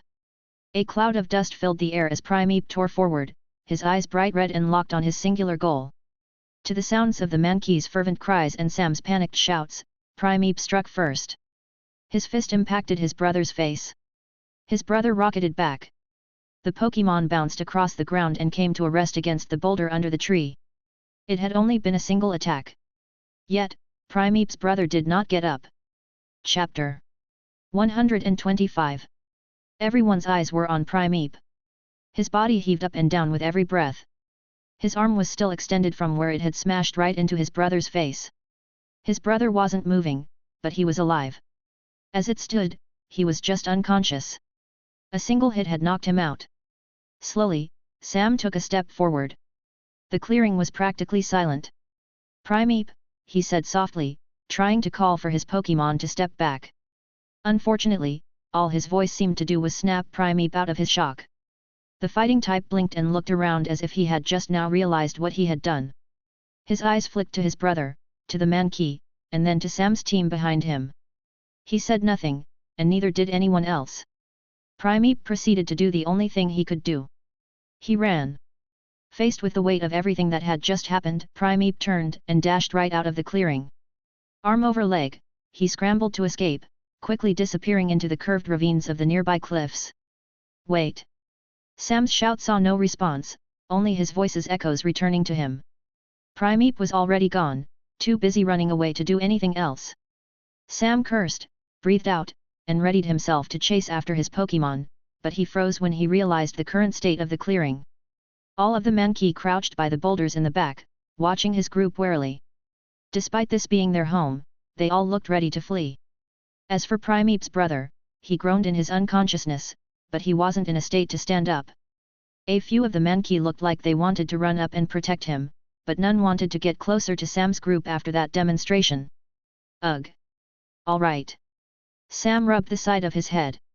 Typhlosion, come out. We need your help. Upon the appearance of such a large and fully evolved Pokémon, a ripple of greater nervousness passed through the entire Mankey tribe. However, it turned to curiosity when Sam placed 2 items into Typhlosion's paws. Here. A citrus berry and a super potion. Heal the Primeape, okay. Typhlosion nodded her head. Sam looked over everyone else. Miss Drevis, help her. Haunter? Stay on guard with the Ghastly. Those 2 gave their acknowledgements, and Sam took off. Behind him, Typhlosion turned toward the wild Primeape as Miss Drevis drifted over to float beside her, but both of them just looked down at the human-made super potion spray bottle in confusion. Sam didn't see what they did next as the cliffs soon obscured the campsite from view. However, he trusted his Pokémon to manage the situation, and even in the worst case, it wasn't like a bunch of fighting types could hurt ghost types, anyway. Primeape had charged right through this ravine path, traveling in the same direction as those Gligar but sticking to the ground. Sam didn't see any of those gliding Pokémon, but he did see the trail Primeape left behind. Primeape hadn't bothered to cover his tracks, so there were obvious footprints, disturbed dirt, and the occasional trampled shrub that guided Sam in the direction of his friend. Weaving between the stones, Sam hurried after him. He found it slightly ironic that Primeape had found such a followable path only after his old tribe had been located. Still, he was more worried about his Pokémon than anything else, and he soon slowed as he reached the end of the trail. Ahead of him, the ravine opened up to a short ledge. Primeape sat on a stone at its edge, staring out over the entire valley at once. In the distance, clouds of flying Pokémon traveled in flocks, and the occasional movement in the dry foliage below hinted at other Pokémon scavenging for food along the ground. The sparse few patches of trees and shrubs tended to lack leaves, but they still added a splash of green to this otherwise dirt-brown view. But it was still a valley. And it was full of life. This was where so many Pokémon fought and struggled and thrived while living off-route. Primeape remained seated. He stayed on his stone and watched it all. Sam hung back for now, giving Primeape the chance to calm down while trying to see how he was doing. Though he was facing away, he did look slightly better. At least, that heavy breathing from before was gone. He was tense, but his body was no longer heaving with every breath like before. After waiting a few seconds longer, Sam moved to step forward but stopped himself when a pebble fell from above. Rocks cracked as roots pierced into the stone, and rather than Sam walking up to talk to Primeape, Trevenant left his position at the top of the cliffs to approach, instead. Primeape heard the crunch of stone behind him. The regular cracking of the earth betrayed sharp spikes being stabbed into a wall. He did his best to ignore it, but he knew he couldn't ignore it forever. Soon enough, the noise changed from a Pokémon defying gravity to that of the rapid taps of multiple legs moving closer to him along the ground. He knew who it was. There was only one Pokémon on the team who could move in that manner. There was only one member of the team that had more than 2 legs. But he didn't want to greet them. Pulling himself in, he continued to sit on his boulder and stare out at the valley that used to be his home. When Trevenant eventually reached his side, neither of them said anything. He just stood there next to Primeape in silence. Primeape expected some kind of speech or a condemnation or any attempt to say something. But Trevenant stayed quiet. He only offered his presence, and that was enough. Mostly. Primeape was already starting to feel a bit ticked off. He got the sense that Trevenant had something to say, but he was choosing to wait to say it.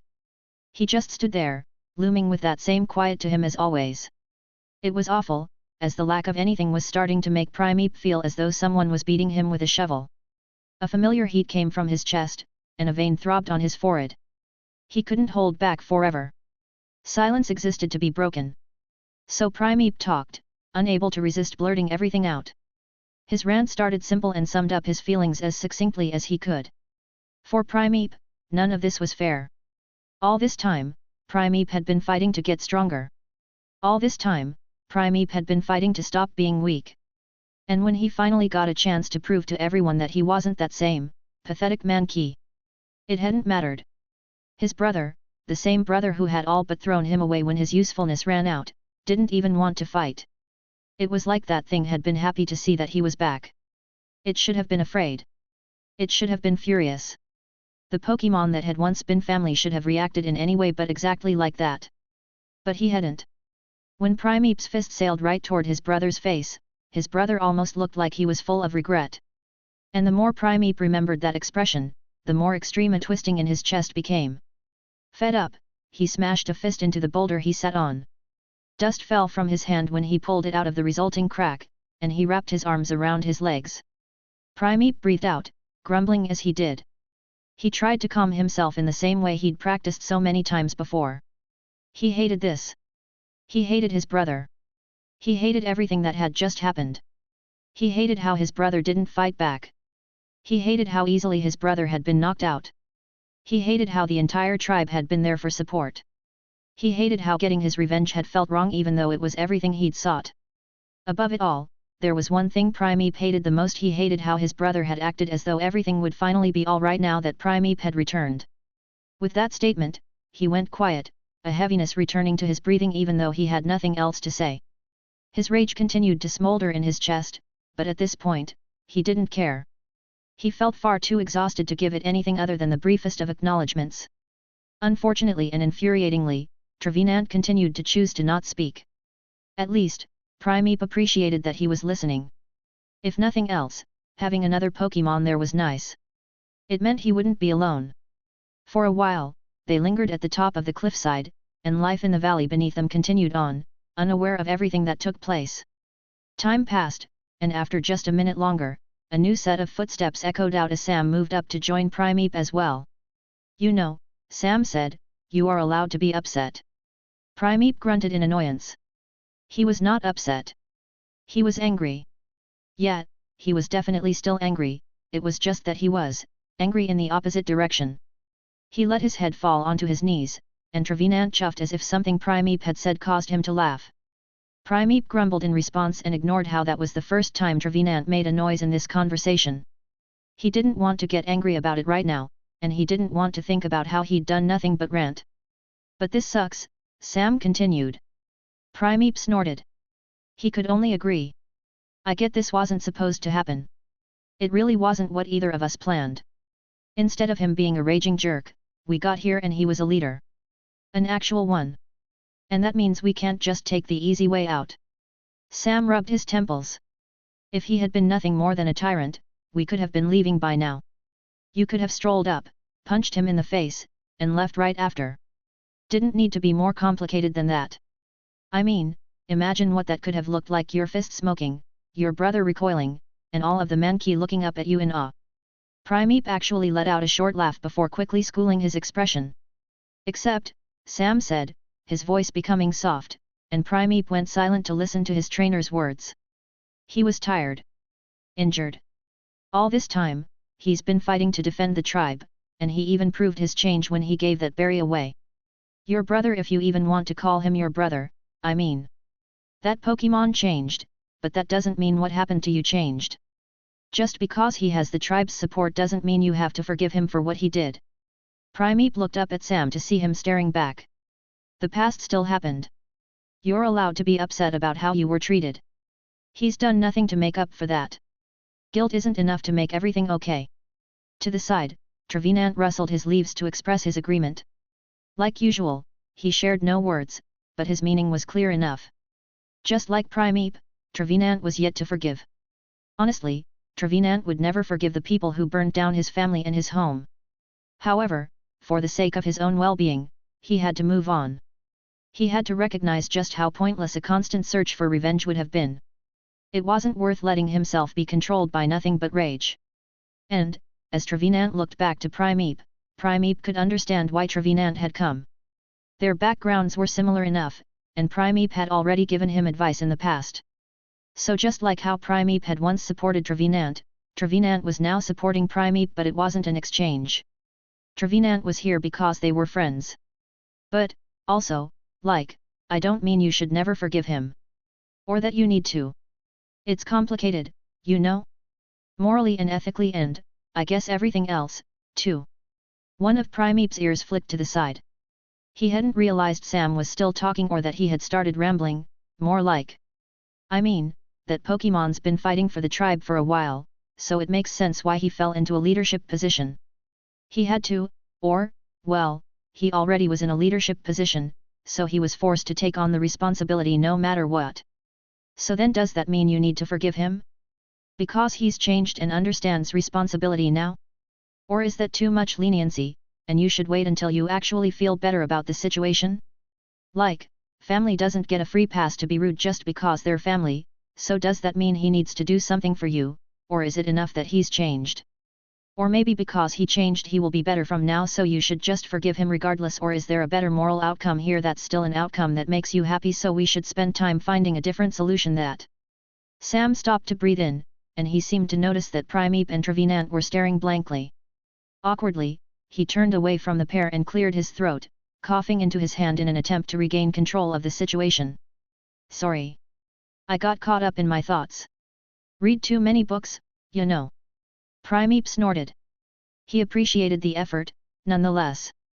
But I guess if I have to summarize everything I was trying to say, I think it's worth talking to him no matter what, Primeape, Sam said softly. Not to forgive him outright, but at least just to talk. Even after everything else, he was still your brother. That doesn't mean you two have to make up, it's just... I just don't want you to pass up a chance to say goodbye. And Sam went silent, his gaze gaining a certain quality Primeape couldn't put into words. What he did understand, however, was Sam's point, and he disliked that he agreed. Primeape had no way of knowing where he'd be in the future. The same was true for his brother. Leaving everything like this would only foster regret. If he wanted to move on, they needed to talk. He needed a way to move past this for the sake of his own well-being, just like Trevenant had said. So, there was no sense in waiting. Primeape scooted back on the rock and hopped down to the floor. Trevenant and Sam both silently watched him begin to head back toward the ravine, and Primeape had to stop walking to shoot them a look to say that, yes, he was trying to return. Ah. Good. I just want you to be happy, Primeape. Trevenant was already moving up to catch up. Sam had to jog to reach Primeape's side. But you know, Sam said, speaking as they began walking back to the Mankey's campsite. Your brother kind of got what he wished for. He's the strongest in the tribe, so he's their leader, but that also means he's the one fighting on the Mankey's behalf every single time. Primeape grunted. So what? Sam just smiled. So you know what that means? He's caught in a trap of his own making. Instead of falling behind, he's stuck in his position at the top. If I had to call it something, Sam let out a chuckle. I'd almost say that he made a wish on a Mankey's paw, yet. He shot Primeape a smirk, and Primeape had to stop walking just to stare back. That was awful. That was genuinely the worst joke Primeape had ever heard, and he increased his speed to march far, far ahead. Wait. Hold on, don't run off without us. Sam called out. We're off route. Don't go all the way back to camp on your own. But Primeape tread onward, his fast pace allowing him to keep a decent lead on Sam and Trevenant, yet never out of sight. They raced to catch up but failed to reach him. Primeape didn't want to acknowledge that awful pun, but really, he didn't want them to see the small smile that had crept onto his face. Chapter 126. By the time they'd returned to the campsite, the situation had changed. No longer were the Ghastly on a neat patrol around the boulders to keep an eye out for attackers. No, the task at hand had been pushed to the side, their presence replaced by several older-looking Mankey and an annoyed-looking Miss Drevis herself. Any attempt at staying hidden had gone out the window, and every single Ghastly was now involved with something else. Fraternization. Their shadowy hiding spots had been abandoned even with the hanging threat of the mid-afternoon sun. They'd exposed themselves to the light, a discomfort apparently worth experiencing if it meant taking this opportunity at hand. Here, in the wilds of Off-Route, few species of Pokémon ever truly had a chance at a pleasant exchange with others. To the Mankey, Sam's team might have once represented a potential threat, but the mere act of healing their leader served as proof they came in peace. Now, the Mankey were more than willing to be awed by the wonders of the ghost type. Ghastly bounced through the air and zipped between groups of wide-eyed Pokémon. Hoots and hollers echoed around as the wild Mankey took in the sight and abilities of the many ethereal ghost types. Instead of stalking through the night or messing with their dreams, these Ghastly were showing off everything they could do. They phased through rocks, did flips in the sky, and a few of them even demonstrated their type immunity by letting the Mankey attack them to no avail. One Ghastly contorted its face, its gaseous form letting it make exaggerated expressions. Another regaled a trio of the fighting types with all the wonders it had seen. Others played tricks, shocking lone Mankey with unexpected scares. Yet, while the victim always became angry, the others laughed, and it calmed down as soon as it saw another Pokémon become a victim of that same joke. I guess we don't need to worry about any more fights. Sam said quietly as he watched one Ghastly gain a grin so wide that it seemed to almost split its body in two. I can't say I expected any of this. At his side, Trevenant rustled his leaves as if to agree. Meanwhile, Primeape just stared because what else could he do? He had come here and attacked their leader, yet, at this point, none of the Mankey bothered to pay him any mind. Almost jealously, his eyes seemed to linger on a few of the Ghastly and at how much positive attention they were receiving. He didn't let it show on his face for long, however, and soon looked over to Haunter, who wasn't exactly taking part for once. He seemed far too preoccupied with flitting about to make sure nothing was too mean-spirited while also ensuring no interaction devolved into something that wasn't just a show. As Sam and Primeape took all of this in, pausing where they had just stepped past a gap in the boulders to enter the Mankey's camp, Trevenant's brief glance seemed to be enough for him and he strolled straight in. Almost immediately getting over his initial moment of shock, he used the opportunity to approach the berry tree at the camp's center. No Mankey stopped him, though some did stiffen when they noticed his directed march. However, Trevenant was visibly a grass type. Grass-type Pokémon were rare out here. These Mankey would act foolishly at times, but they weren't actually fools. They had no reason to stop him as he placed a clawed hand on their berry tree's trunk. Closing his eyes, he seemed to be checking its health while also ensuring proper growth. Trevenant's march also served as a distraction, as his presence let Sam break his gaze away from everything else. Miss Drevis was on guard, Haunter was managing the ghost types, and Typhlosion sat at the dead center of this area. She looked exasperated at how everything had developed, but, notably, the healing items Sam had passed her were gone. The berry was absent, having been consumed, and the potion bottle now laid empty, broken in half at her side. However, while she visibly relaxed when she saw Primeape return, Primeape had the opposite reaction when he saw who she was with. It wasn't that he had a problem with Typhlosion herself, but he definitely wasn't pleased with the Pokémon at her side. In the shade beneath the tree and in the comfortable presence of Typhlosion's cool flames, Primeape's brother leaned back, his eyes closed while he attempted to recover and rest. The other Pokémon hadn't stirred when Trevenant had walked next to him, but he seemed completely relaxed. At the same time, Sam could feel just how still Primeape became upon laying his eyes on his closest blood relative. His hair stood on its ends, yet Sam wasn't able to tell if it was out of anger or something else entirely. For a moment, to Primeape, it was as if the only living creatures here were him and his brother. A leg twitched. Primeape brought up a foot. But rather than placing it down to move closer, he took a step back. Primeape. You promised. Sam bumped his Pokémon on the back, and the sudden touch surprised Primeape enough to send him stumbling forward. Annoyed, a vein throbbed on his head as he shot Sam a glare, but his angry look vanished when he realized the noise of his stumble had caused his brother to wake up. The wild Pokémon was tired. Healthy, but tired. With the dense nutrients of a farm-grown berry and the healing effects of a human-made potion, his injuries had mostly faded away, and he had finally gotten rid of that stress. Of course, he still had a few patches of matted fur that likely marked spots he'd been attacked in the past.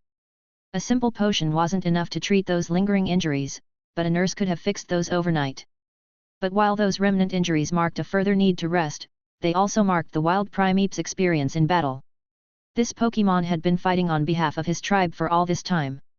He had been alone and without his brother, and he had no one to blame but himself. Yet. Now, his brother was back. However, Primeape just stayed there, staring forward from where he was kneeling after stumbling into the camp. Slowly, both Pokémon pushed to their feet, and both of them took a single step forward. For very different reasons, those small acts seemed to cost the Pokémon a great effort. They moved forward, walking straight at one another, and the general sense of celebration in the camp slowly died down. The Ghastly were the first to notice, followed by the Mankey. Tension and expectation alike filled the air as the two evolved fighting types finally met. This time around, Primeape didn't look angry. All members of his species were angry, but he didn't look that way right now. Mankey tended to be quick to rage, and a Primeape always had a certain heat burning in their chest. However, those Pokémon's anger varied from individual to individual. While it was always there, its target often changed mostly. Primeape were known to hold a grudge. But in this case, Sam could see the family resemblance between the two Pokémon. The physical similarities were blatantly obvious now that they were next to each other, but so was the resemblance in how they both felt. They were angry, maybe a little bit at each other, but really, the two Primeape were angry at themselves. Primeape hated himself for being so weak that he'd been abandoned, and his brother hated himself for neglecting, ignoring, and betraying his brother. They clenched their fists, eyes looking one another up and down. Sam could tell from the tension in Primeape's arm that he was ready to throw a punch, but as his brother breathed in, he didn't throw it. He was waiting to see what he'd say first. A breath out, his brother exhaled. Everyone in the camp seemed to breathe in out of nerves. The wild Primeape looked over Primeape himself before finally allowing that tension to leave his body. He spoke his mind, blurting it out. He was sorry. And then Primeape punched him in the face for the second time today. The attack was basically unconscious. Nothing his brother said could have stopped that result. This time around, it wasn't fueled by months and months of resentment, so he wasn't launched back. He did grunt in pain and grab his face, and a wince passed through the entire camp. Sam let out a groan. This isn't going to be good. But, save for a single moment of rage that passed across his face, Primeape's brother chose not to react. The impact saw him slide a few inches back, but he didn't get further away. He simply breathed out to recover and looked up. His expression said everything. He was tired, and he recognized that he deserved that. You know what? Yet, he kind of betrayed the Pokémon that let him evolve in the first place. He's getting off easy, Sam mumbled. But no one paid attention to what he said, they were too busy watching the two Primeape interact. Even though Primeape hadn't intended to punch, he still huffed and crossed his arms as if the attack had been intentional. His brother rubbed a nasty welt forming over his eye and grunted to acknowledge the strength of the attack. He seemed to wait, as if hoping Primeape would say anything else, but the two Pokémon just stared at one another before finally turning away. The meeting hadn't exactly been a reconciliation, but it had at least been an acknowledgement. Sam couldn't exactly call himself an expert on inter-Pokémon relationships, but for fighting types, violence was apparently a form of respect. However, the two Pokémon felt about one another. For now, they chose to let things rest. Slowly, Primeape's brother walked away to disappear into the hole beneath the tree, and Primeape walked away, finding a free spot to sit in this camp. The end of that meeting allowed the rest of the tribe to finally breathe out. The encounter was over. Practically every Mankey here then exploded back into that same excitement as before. They chatted animatedly among themselves, and a good number of the Ghastly joined in. Primeape himself looked as though he just wanted to leave, but he never got the chance. He was quickly swarmed. Whatever lingering tension he felt vanished, immediately replaced by sheer bewilderment at the mass of Pokémon that surrounded him. Mankey jumped, cheered, and practically assaulted him with questions. Not every Pokémon here had been a member of the tribe when he left. Some were hatched and others had joined up, but they were all overwhelmed by curiosity. He was their leader's brother. They wanted to learn everything they could. Primeape looked to Sam for help, but Sam deliberately looked away. Avoiding Primeape's pleading gaze, he moved to join Typhlosion at her side. "Have fun, Primeape," Sam said as he walked past his Pokémon, patting him on the back. "I know how much you like showing off, so what better place to do that than right here, right now?" The only way Sam could describe the rest of the day was that it became a sort of party. The wild Mankey laughed along at all of the nonsense the Ghastly got up to, and even the Mankey that chose to stay on watch seemed to get along with the few Ghastly that were less interested in social events. A few of the Mankey dove into that dugout tunnel to retrieve a handful of berries, rather conspicuous ones. They were few in number, but those berries were old and had been stored in darkness. If Sam had to describe them, rather than rotting, it was more like the old berries had fermented. Gross. The actions of the Mankey and the Ghastly that took bites from the aged berries weren't worth paying attention to, but Haunter certainly had his hands full for the rest of the day and night. Misdreavus seemed to take great pleasure in his exasperated expressions. For once, he had to experience what it was like to be on the other side of his pranks. Misdreavus stayed back on watch with the others, occasionally drifting over to hang out with Sam and Typhlosion. At a few points during this event, Typhlosion used her wisps to put on shows that described her best battles to the curious Mankey. Trevenant didn't exactly interact with any of the wild Pokémon, but he did stay next to the tree. As was his expertise, he did something to cause new berries to grow and ripen in almost no time at all, and Sam even managed to catch sight of Trevenant smiling to himself as he watched the Mankey pick the newly grown fruits and toss them to their friends. As for Primeape, Sam's gut feeling had been right. This party was good for him.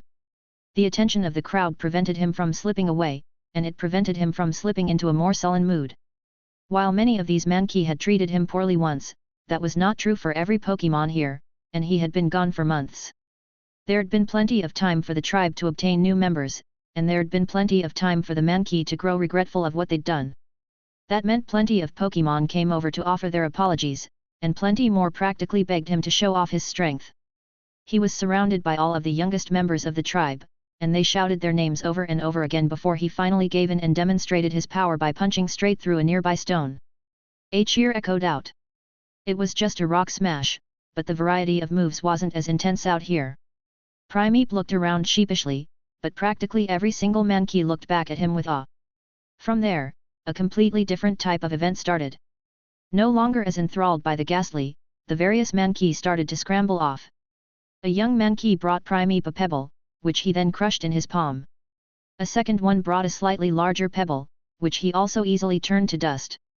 A third then brought him a slightly larger stone that he punched through, and then another lined up behind that one with a rock of their own, and behind that Mankey, another Mankey with a rock, and then another, and another. The items got bigger, tougher, and even more rugged, but Primeape broke through them all. The sheer excitement shared by the Mankey was infectious. Even the Ghastly brought stones over to help out.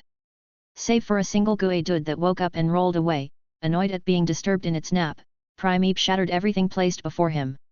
At the very end of the event, over a dozen Ghastly and Mankey worked together to roll a boulder to his position. Of course, Primeape broke through that, too. There was plenty of time to chat, plenty of food to eat, and plenty of ways to be entertained. Out here, where life was defined by constant fights, these Pokémon jumped at this chance to celebrate. If Sam had to describe it, it was like they experienced higher highs and lower lows. The party lasted the rest of the day and a decent way into dusk. The air was filled with laughter. The goofy Mankey and Ghastly made oddly good pairs.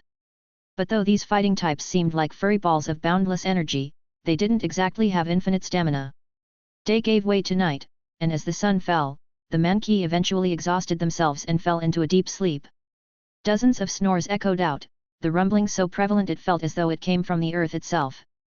Haunter was already in Sam's shadow, using the familiar darkness as a comfortable spot to rest. Other ghastly had joined him, slipping into a restful torpor now that the monkey had burned out, and a few remained in shadows around the camp, watching over the slumbering forms of their new friends. I really can't say I expected any of this, Sam said to Typhlosion. He sat against a boulder at the very edge of the camp.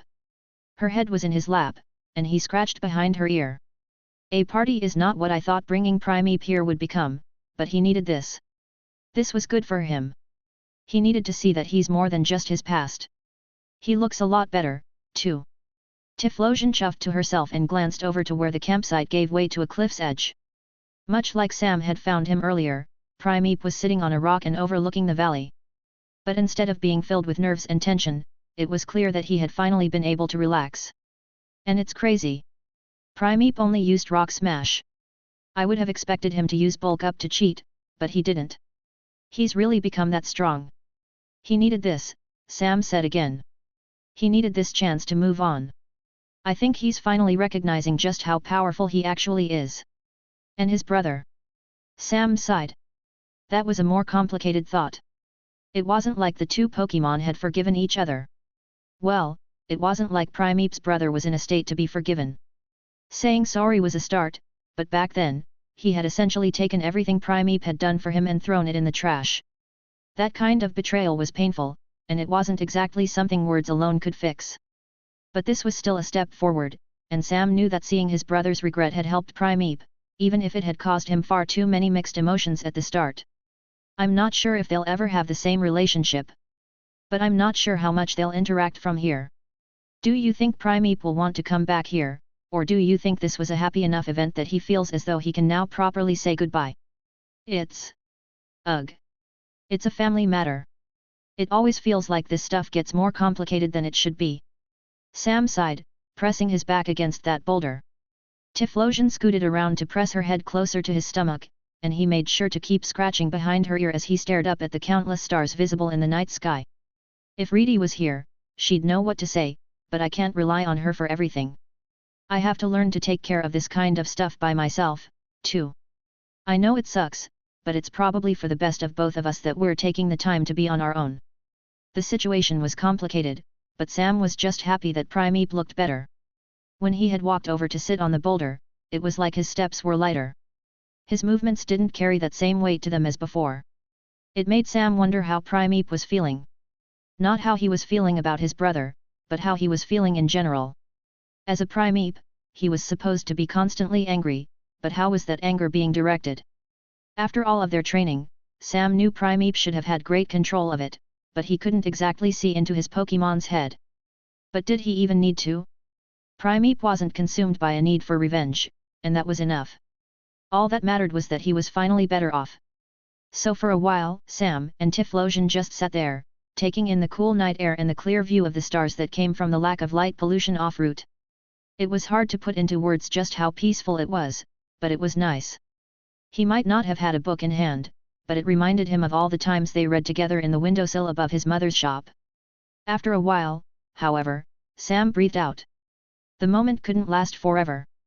Typhlosion snapped her head up and began to let her flames lick around her neck as Sam pushed to his feet. Shadows writhed beneath her. Sam stared up at the cliffs. Yeah, he said quietly, I see them too. Above, creatures stalked about, but they were no ghost types. Though they stuck to the shadows, their purple bodies were far too obvious against the light-colored stone of the rock walls. Faint clattering came from their claws breaking the stone and sending pebbles to the stone floors. The cliffs looked as though they were moving. The Gligar did their best to hide their midnight approach, but Sam was far too used to searching for hidden Pokémon for that strategy to work against him. Looks like they got help this time around, Sam said as he took in the incoming horde. They didn't exactly change their plan, but they definitely got help. The number of Gligar from earlier had more than tripled whatever had happened in the past few hours. The previous Gligar attackers had somehow gathered others for help. Berry trees were invaluable out here, not just for food but also for the healing they represented. Even split several ways, a berry tree meant not just power but safe growth for any Pokémon with access. From around the campsite, shadows of ghost types peeled away to meld with Sam's own. Trevenant left where he'd been resting against the berry tree to join Sam at his side. The muffled hissing of the Gligar sharing their plans stood in the silent night.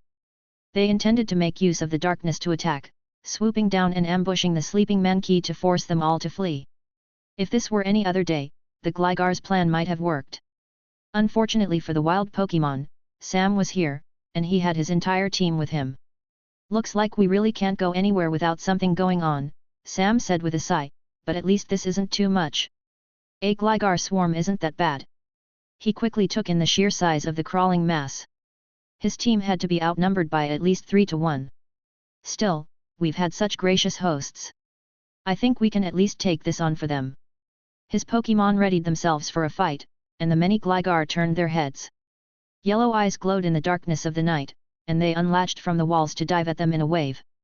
"We'll do this carefully," Sam said as he calmly watched the incoming horde. "No sense in waking up the Mankey, so let's win as quietly as possible, yet." Chapter 127. Groups of wild Pokémon had a limit to how large they could be. Pokémon with a guaranteed source of food tended to stay in larger groups, and flocks of flying Pokémon tended to get even larger thanks to sourcing meals over vast distances and picking out targets from the sky. Gligar weren't a species that traveled in large groups, and though they could glide, they couldn't exactly get too high into the air.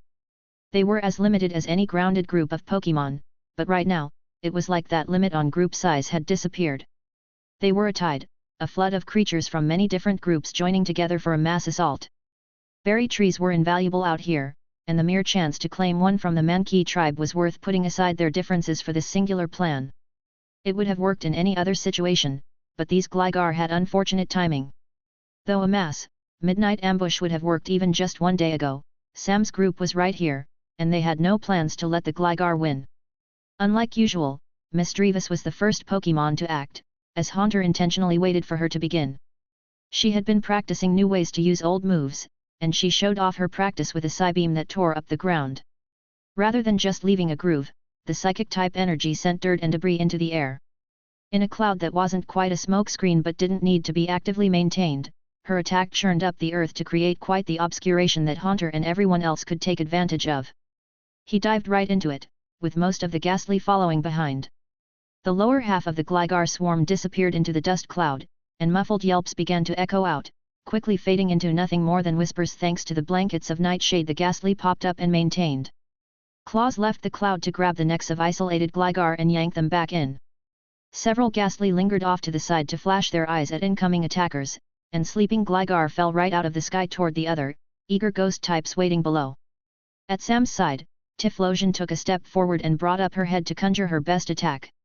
Deep purple flames burned from her neck, their unnatural energy casting shadows instead of light. Her infernal parade winked into existence multiple wisps at a time. She formed a wall that she sent right toward the incoming swarm, and Gligar desperately moved out of the way in an attempt to avoid the unfamiliar move. But the infernal parade did not light up the area, and the combination of the dust cloud below and Ghastly at the sides meant it had become the darkest of nights. In an attempt to dodge, blind Gligar slammed into other blind Gligar. Their charge fell apart in seconds, which created openings for even more attacks. Every Gligar that dodged was another Gligar that got hurt somehow. Either by being bumped into, grabbed by a ghost type, or just hit by Typhlosion's attack, the assault force quickly became the ones under assault. Trevenant took advantage of that to slip forward, becoming a surprisingly stealthy tree that sent up roots to lash around. Gligar were either pinned or inflicted with the grass type thanks to Forest's curse. Those ones became easy targets for Typhlosion to get quick knockouts. Trevenant's Shadow Claw also let him finish off any stragglers, and the Ghastly did their work in support. The overall combination had come together in only a few short moments, and already, the swarm was falling apart. Out here, an attack force of this size was practically unheard of, but even more unheard of was this many ghost types working together. They were off-route, where every day was a fight in its own way. Even in the rare scenarios in which a trainer showed up, they never brought a team of this size. This attack was doomed before it even had a chance, Sam said quietly, keeping his voice low to not wake up any slumbering Mankey in the camp. At his side, Typhlosion snickered, but even though his chest swelled in pride as he watched how easily his Pokémon dismantled the swarm, he still found himself growing nervous. Everyone might have been demonstrating the strength they'd been chasing all this time, but something about this mass battle was missing. It wasn't Primeape, as he had moved up to stand next to Sam and serve as a last line of defense just in case, and it wasn't the Mankey, since they were all still asleep behind them. The more Sam watched, the more he realized what he was feeling. The swarm almost felt too undirected. Honestly, it was almost as if it was uncontrolled. Primeape grunted to express his suspicions, and Sam had to agree with his comment, this was too easy. Wait. I get it, Sam said, looking at how easily the Gligar were falling into a panic. This was supposed to overwhelm us with numbers, but they're falling apart too quickly. No one was leading the charge. Even out here, isn't every group out here supposed to have a leader? That Gligar from yesterday, the one that had challenged Primeape's brother only to lose, was nowhere to be found. This might have been a swarm, but it was like each Pokémon was fighting individually rather than as a group under a single Pokémon's command. Even when Trevenant had taken over Route 43, his groups of Pokémon had leaders. Sam had a clear memory of that Honchkrow leading its group of Murkrow. Not every Pokémon had a trainer, but many still tended to follow something that gave them commands. This was wrong. While the sheer amount of numbers had been a surprise, the assault was far too simple. Sam quickly looked around, trying to see if the lead Gligar was hiding anywhere or attempting to sneak around from the back. But he couldn't find it. It wasn't that the Pokémon was sneaky, it simply wasn't there. Alarm bells went off in Sam's head, even as the swarm of Pokémon slowly started to flee. He got his first clue that something was going wrong when he looked down and saw a pebble rattle against the ground. It bounced as if subjected to distant, heavy thumps. And those thumps grew by the second. Sam began to feel vibrations under his feet, and he finally realized exactly what he'd missed. Drop the dust cloud. Push it down, he shouted. Misdreavus had been firing off weak power gems, using this opportunity to practice that move. But with Sam's command, she quickly switched to using Psychic, and the dust slammed to the earth like a blanket hitting the floor. The noise picked up, right away, behind them, many of the Mankey woke up in alarm. Shouts rang out when they saw the fight going on ahead of them, but Sam didn't care. Now wasn't the time to be quiet anymore. His eyes locked onto the lead Gligar almost right away. It was desperately gliding forward in the back of the swarm. The dust cloud had hidden its presence, but it hadn't been hiding. It was as if it hadn't shown up until right now. It rushed out from around a curve in the ravine, face locked into panicked desperation. It was intent on moving as fast as possible, and those same thumps grew louder behind it. Something growled, but the noise was nothing that could come from a mouth. Followed by a constant rumble, it was pretty clear that Gligar was being chased. Panic started to erupt in the Mankey tribe as they put the clues together before it was revealed. They pushed aside any weariness just to flee, scrambling toward the back boulders while fueled by nothing but adrenaline. Sam finally saw at the real core of the Gligar's plan. Heft fat, plain and simple appeared around the corner, jiggling with every step. Unfortunately, he had been right in the worst way possible, the Gligar's mass assault hadn't been the entire plan. Their leader had been doing something else. They knew they wouldn't win against Primeape's brother, so this had all been just a distraction to lure something else in. A Snorlax? Almost like a Primeape, Sam could have sworn he felt a vein throb on his head. That idiot! Doesn't it know that a Snorlax is just going to eat the entire tree? Wild Snorlax stood above every other wild species out here, not just due to how much it ate, but due to its thick layers of fat that let it shrug off practically any attack. That weight made them strong, not just defensively, but also because they needed the muscle to lug all that mass around. So impossibly heavy, as the Snorlax turned the corner, each of its footsteps shook the earth, and the Mankey cried out in pure panic. On the Snorlax's stomach, Sam could see a nasty, discolored welt that showed off just how the Gligar had attacked it to get it to wake up. But waking up a Snorlax was not a simple matter, and Sam would in no way call this Pokémon fully awake. Its eyes were closed, and it was half asleep. There was a purpose to its footsteps, but it wasn't being guided by anything conscious. If Sam had to guess, the reason the Snorlax was chasing the Gligar was twofold: it was lashing out in its sleep, and it was following what movement it could see out of hopes it eventually be led to food. Hypnosis won't work. Snorlax is still practically asleep. I could have Haunter use Dream Eater or Nightmare, but those would just enrage it even more. The worst case is if messing with its dreams wakes it up. Then it'd see that the berry tree is right there and would go up to it for an easy meal. Sam muttered his thoughts, speaking as quickly as possible to share anything he could think of with his Pokémon around him. Snorlax had a reputation for a reason. This one might not have been a trainer's Pokémon, but the sheer level of strength it possessed meant it was a major threat. Can't have Typhlosion help, he continued, speaking anything that came to mind. Thick fat means fire-type moves are nothing against it, and the same is probably true for a burn. Worse, it's a normal type and immune to ghost-type moves. And then the same reason hypnosis is ineffective makes Confuse Ray ineffective, too.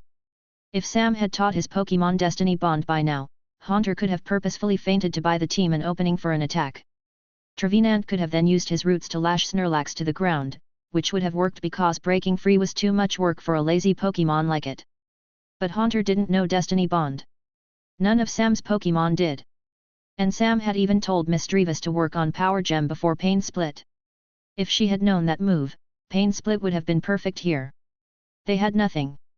Well, they did have a few options, but those were based around wearing the Snorlax down. Despite its bulk, Sam knew his team could eventually win, but that was only if they spent a while taking it out. Meanwhile, as they fought, the Snorlax would still have free rein to continue its half-asleep movements. Eventually, it'd find the berry tree, and then that would be it. There was also the issue that if they focused on it too much, the Gligar would come back. Then, it didn't matter if the berry tree was protected. The Mankey would be forced away, anyway.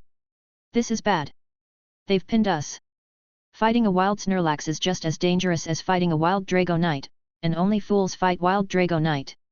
The difference between the two Pokémon was that Snorlax rarely gave chase if its opponents fled, but if a Pokémon was deliberately trying to guide it somewhere. Sam growled at how the lead Gligar grinned when it saw its goal was now in sight. Primeape, Sam said, though he wasn't happy with this plan. You're our only solution. You're a fighting type, so you're our best answer to big targets like these. Primeape had already stepped forward.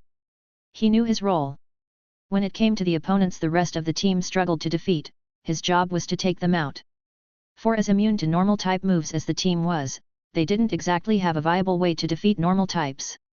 That was where Primeape came in, as his strong, super effective fighting type moves could defeat those kinds of foes. He knew how to fight a bigger target. He'd fought Ursaring countless times in the past. While Ursaring wasn't as big as a Snorlax, he was more skilled than one, so Primeape looked unbothered as he marched ahead. No matter how strong the Snorlax was, it was still a normal type, and it was an untrained one, at that.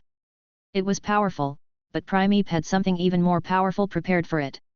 A strategy. And that strategy involved landing just a single, solid punch.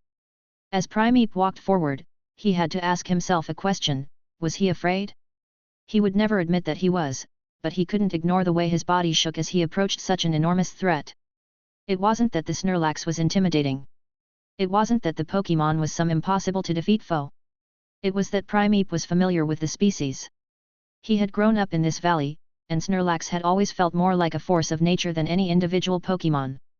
One of his earliest memories was of him fleeing alongside the rest of the tribe. While traveling, they had turned a cliff corner only to come face to face with a wandering Snorlax. That shouldn't have been a problem, but it had seen the chestnuts carried by a few members of the tribe and lunged. The way it drooled in hunger had been terrifying. It cared nothing for the Mankey before it, only for the food they held. The only reason the tribe managed to escape was because the older members called for everyone to drop what they carried and run. The Snorlax had shaken the earth when it sat to eat, and that was the first time Primeape remembered ever truly being scared. So his reaction was more instinctual than it was logical. Coming back here had stirred up far too many memories. If they had been facing the Snorlax in an official battle, he wouldn't have been nervous. But out here, it was a threat, and he was the one to take care of threats. Yet even though the Snorlax was tough, so was he. Primeape had beaten his brother. Primeape had been strong. He had finally managed to prove his strength. Because of course he had, hadn't he? Gligar fought in the air above him as he picked up speed. All around him, Ghastly pushed the wild Pokémon back to open up a path for his charge. A Psychic from Misdreavus grabbed a Gligar and yanked it to the side. Nearby, Trevenant slashed with a Shadow Claw to prevent a pair of aggressive Gligar from reaching where he ran. Primeape's nerves hardened. These Pokémon were his team. His friends. His family. As big as the Snorlax was, he'd be bigger. This was his role. His job. His target to defeat. The space between him and the approaching Snorlax shrunk. It only walked, but it was so big it felt as though every step brought it forward a mile. In front of it, that one lead Gligar looked at Primeape with a smug, punchable face, but Primeape just grabbed its lashing tail and swung it away. It didn't deserve anything more than that right now. And then, he was at the Snorlax. It towered over him with its jiggling, impossibly heavy bulk. It barely responded to him with anything other than a half-conscious growl. He was likely nothing more than a blur to the half-asleep creature, but he was a blur that was in the Snorlax's way. It lifted its arms, but Primeape was faster. Raising his fists like the boxer's Reedy once told Ursaring about, he dived forward to slip beneath the Snorlax's guard and jabbed to unleash the strongest move he could. Brick Break. The attack was like Rock Smash, but it broke through most forms of defense. Sam had mentioned that some psychic types like to set up translucent screens, and Brick Break was powerful enough to shatter them to pieces. It might not have been a Rock Smash, which could destroy a Pokémon's defense and make them vulnerable to further attacks, but Primeape didn't want to take that chance. Rock Smash wasn't as strong as Brick Break, and he needed a strong attack. So, his fist hit the Snorlax's stomach, and the Pokémon stopped where it had been walking forward. This first super effective move should have been enough to seal the fight. But there was no impact. Though he had landed his punch, his fist had harmlessly sunk into the Snorlax's gut. So incredibly fat, the Snorlax only had to breathe in to send Primeape bouncing back. He stumbled on his feet and looked up. An arm was already swinging his way. It wasn't a move. It was just a swipe. The Snorlax was too unconscious to do anything more than a simple bash. No matter how much Primeape tried to resist, the difference in strength and size was too much, and he flew. Soaring over the battlefield, the next thing Primeape knew was the pain of an impact into a rock wall. Everything blurred, and his consciousness slipped. In the distance, the Snorlax continued forward. Chapter 128. The world returned to Primeape in hazy shades of black. Shadows swam in his vision as he grabbed his aching head. In the distance, he could hear a shout, but it was almost muffled to his ears. It sounded familiar as if it was some sort of command. Flamethrower. He couldn't understand it. It didn't make sense. He wasn't able to use Flamethrower. Why was he being told to use that attack? That was when Primeape put the pieces together. He wasn't the one being given a command. Another Pokémon was fighting. And it wasn't him. Sam's voice repeated the order, that same shout coming almost desperately. It was farther away than before, a distant call to the Pokémon that took Primeape's place after he was knocked out in a single blow. Ahead of him, blurry shapes took form as his vision returned to him, and he could see the shattered remains of boulders that had once surrounded the camp. The Snorlax, still half asleep, somehow looked annoyed. It swiped at images of a weasel-like Pokémon, crashing through them and breaking everything in its path. Typhlosion could avoid its attacks thanks to Double Team, and her agility was letting her keep her distance. She was running circles around the Snorlax but shouldn't have needed to. She shouldn't have been the one fighting. It should have been Primeape. But he had already failed. The worst part of it was that the Snorlax hadn't even used a real move. It had only bothered to casually swing its arm. However, that base slam into Primeape had hurt. Not only did the swipe carry all of the Snorlax's weight behind it, but the Pokémon was also inherently strong. While Primeape might have been able to withstand that swipe, being knocked straight into a rock wall was enough to take him out. And now Typhlosion was being forced to fight on his behalf, but she wasn't a Pokémon meant for close-ranged fights. She might have been a ghost type, but she couldn't phase through attacks. While fighting and normal type moves carried no effect, she would still feel the force behind those powerful blows. So she was avoiding the Snorlax's attacks, but she was only successful because so much of her focus was being spent on defense. The few flamethrowers she released scorched the surface of the Snorlax, but they only burned its body without doing much else thanks to its insulating layers of thick fat. And Sam was there too, standing in the back of the clearing. He crouched next to the boulders and helped Mankey climb over. They were doing the only thing they could do: escape. Primeape could tell Typhlosion would eventually win, but her victory would not come fast enough. Painfully, Primeape peeled himself out of the crater, but that pain was nothing compared to the burning in his chest. The entire team had relied on him, and all he had done was fail. The sole reason the rampaging Snorlax hadn't reached the berry tree was that it had yet to notice the tree's presence. More than that, a handful of Gligar remained, flinging a few, Last-ditch moves. Most had already gathered their injured and made their escape. But it wasn't like the threat had vanished, a good chunk of them hid at the top of the cliffs and watched the ongoing fight. Clearly, their strategy wasn't over. They were thinking they could swoop in at the end of the battle, but there wouldn't be an end. The second the Snorlax woke up enough to notice it, any life in the berry tree would be gone. Primeape wasn't sure what to do. He felt angry, but he felt hopeless. He walked forward, almost in a daze. The quiet of the night was gone at this point since all of the remaining battles were now loud and desperate. Haunter fought. Ghastly fought. Trevenant fought, too. Misdreavus helped Sam with Psychic, catching any Mankey that fell and bringing them up the boulders so they could escape the heavy Pokémon's rampage. And Primeape just watched. Because what else could he do? He was useless. He watched Typhlosion fend off the Snorlax while also watching the Mankey escape. But when his gaze lingered on Sam's group, he saw it, a Pokémon. A familiar Pokémon stood right at Sam's side even though it shouldn't have been there. Serving as the final line of defense, taking the one role that should have been his, was the only Pokémon that could do it. Primeape's brother stood at the ready, prepared to fight a losing battle if pushed. The wild Pokémon was in his place. The wild Pokémon stood where Primeape should have stood. Anger growing, Primeape stared forward, trying to refuse but being forced to accept the reality of the situation. He was doing nothing. He was being useless. Even after everything else, he had done nothing but prove himself weak. No matter how much training he had gone through, he hadn't been able to withstand the simple physics of Snorlax's swing. But despite that feeling, despite all the hopelessness he felt, something else grew in Primeape's chest. That thought was making him rage. Immediately, Primeape stopped kidding himself. He wasn't winning this fight, not as he was now. The boost of Bulk Up could help bridge the gap, but even that wouldn't be enough. As strong as Bulk Up could make him, there was still the problem of mass. Snorlax was just far too heavy for him to withstand its attacks. But he had a solution. If he wanted to win this fight, he needed power. And if he wanted power, he needed to evolve.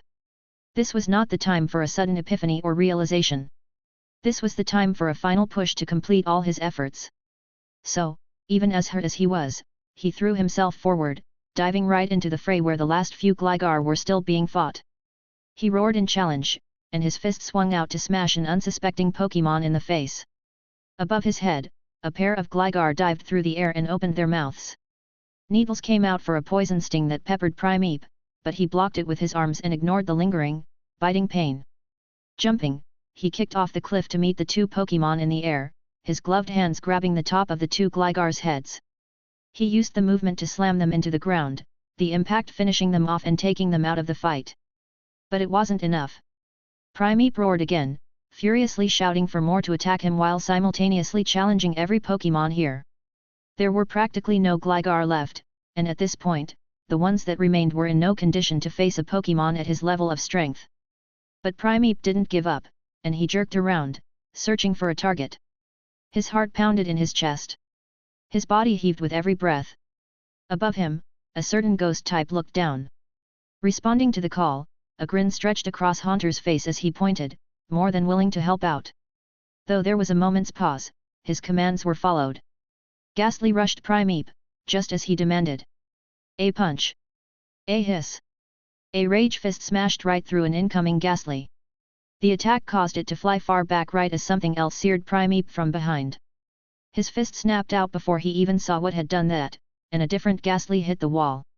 More swarmed him, and the world became a tornado of swirling shadows that consumed every ounce of light. He fought.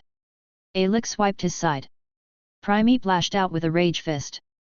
A spite came forth in an attempt to drain him. Primeape lashed out with a rage fist. A pair of eyes flashed in the darkness, opening up in an attempt to put him to sleep. Unfortunately for the poor Ghastly, Primeape had a vital spirit. He was far too angry to fall unconscious that easily. Primeape lashed out with a rage fist. More and more Ghastly swarmed him, and Primeape laid into them all. All fainted Pokémon were pulled back as even more Pokémon zipped in to fill the gaps. Primeape was attacked from all angles by the Pokémon that should have been his allies. Yet, he called for this, he demanded this, and for every rage fist he used, he grew more and more enraged. But it didn't last forever. There were only so many Ghastly capable of using attacks. As he roared, their numbers died down, and even through the gap, Primeape struck at one final face. Haunter bounced across the ground, being forced to disappear into a shadow to recover. For Primeape, the world turned into a blur. The only thing that mattered to him right now was finding his next target to fight. He could feel the energy pulsing through the gloves. He could feel the heat filling his chest. A voice called out to him in the distance, but Primeape did not respond. Something else spoke, and Primeape turned to lay his eyes on something green that towered over his head. Lunging forward, he was stopped by latching roots. He used Rage Fist, he smashed right through. He charged at the Pokémon trying to hit him. Something swiped at his side, draining his energy, and a second claw of shadowy energy tore into his fur. He used Rage Fist, he hit the Pokémon in its chest, and the energy pierced into it for super effective damage. In response to his move, Primeape heard the crunch of a berry and the cracking of the ground. Despite the punch's power, his target hadn't been moved. It was ingrained. It was not going to be knocked out of this fight so easily. Thus, Rage Fist, Primeape struck again. Then, Rage Fist, Primeape broke through his target's bark. And a Rage Fist, no matter how many times he thought he was about to win, it seemed as though his target was able to restore to full health. In the distance, another shout came. Words? They didn't matter. All Primeape cared about right now was getting through this infuriating foe. He punched again and again and again, his rage the only thing keeping him conscious. Something thundered in his chest. With a final swing, his target was finally torn from the floor. There was that shout again. Why did it sound so concerned? But Primeape paid it no mind as a different noise rang out. A sound akin to a shattering stone entered his ears. He knew then that there were more targets. There were more things that needed to be punched. He turned toward a new blur, one that was even larger. It had blue tan fur and a width that seemed to obscure most of his sight. He marched. Right now, the only thing Primeape could hear was the sound of his breathing and the beating of his heart in his chest. It was pounding at 1,000 beats per minute. He felt as though he could hardly breathe, but he didn't care.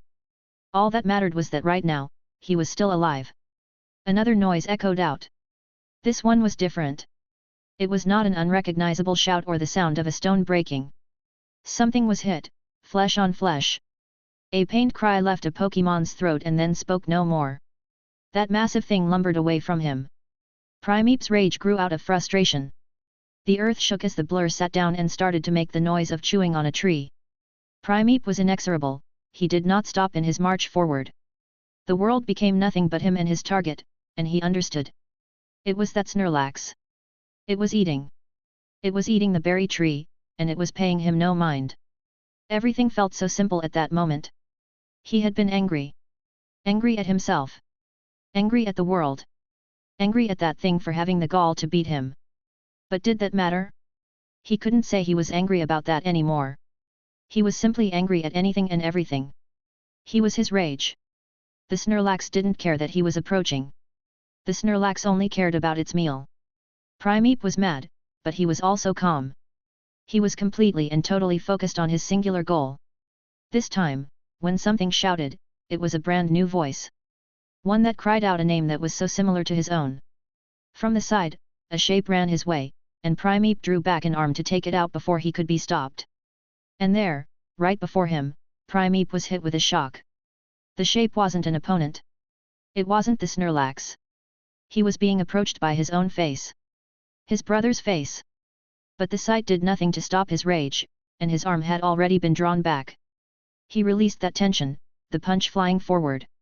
But he failed to land his move. Just like that, before he could fully unleash his rage fist, the beating in his chest stopped. All around him, the pounding blur that had been the entire world vanished. His heart gave out, and Primeape could do nothing but fall. Sam pressed his back against the boulders. The Snorlax was ignoring him as well as everyone else. In a way, Typhlosion had won, she had woken it up. But instead of coming to reason and turning around, it had laid its eyes on the berry tree and moved toward that instead.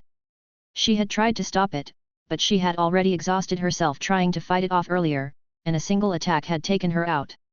Now, she was in her Pokeball. Same as Haunter. Same as Trevenant. Between his ghost types, only Misdreavus was out, and she was carefully pulling away all the fainted Ghastly to bring them to the Mankey tribe for treatment. Yet, the Snorlax was still there, casually ripping off entire branches from the tree as if they were mere skewers that contained snacks. With a single bite, everything on them would vanish, both the berries and leaves and all. Sam would have been more angry at the situation, but he simply couldn't muster anything more than despair. He couldn't care less about the Snorlax right now. The only thing he could pay attention to was Primeape, who was on the ground, laying silently, doing nothing at all. Sam could not explain it. He could not explain what possessed Primeape to do what he'd done. He'd noticed it too late, and it was only after Primeape began attacking the Ghastly that he had seen what was going on. The only good thing about that show of force was that it completely scared off any remaining Gligar. Unfortunately, that was made pointless when Primeape then tore through Sam's team, taking out the Ghastly, then Haunter, and then Trevenant one by one. And then he had approached the Snorlax. His eyes had turned white, and veins throbbed on his face. He had been utterly consumed by his anger, so berserk he had turned impossibly calm. When Typhlosion had been taken out, Primeape didn't respond. He acted like nothing had happened. He had simply turned and walked toward the Snorlax. That was when everything went wrong. His brother tried to stop him. Primeape tried to throw one last rage fist. It hadn't worked. He had just collapsed, instead. Sam could say nothing. He could do nothing. Primeape's brother looked horrified. The noise that left the Pokémon's throat wasn't anything Sam would ever be able to describe. In front of the fallen Primeape, his brother collapsed. The Pokémon's face twisted to one of both grief and rage. The Mankey tribe hadn't fled. They stood on the boulders, quietly watching the scene with an intensity that didn't quite fit them. Sam would have liked to pretend the sky was cloudy, or that it was raining, but it was perfectly clear right now. The stars were shining, the moon was high, and his Pokémon was silent on the ground. Compared to how he looked before, Primeape was peaceful. Despite all of the anger that had consumed him less than even a minute ago, he was almost smiling. As if, despite everything, he had achieved his final goal. But he hadn't. And Sam knew this was his fault. He said he would never betray his friends, but what had he done? He had led Primeape to this moment, bringing him here and causing all of this just so he could. Ugh! It hurt when he slammed his fist into a boulder. He was no Pokémon. Shock traveled up his arm. He was weak. Pitiful.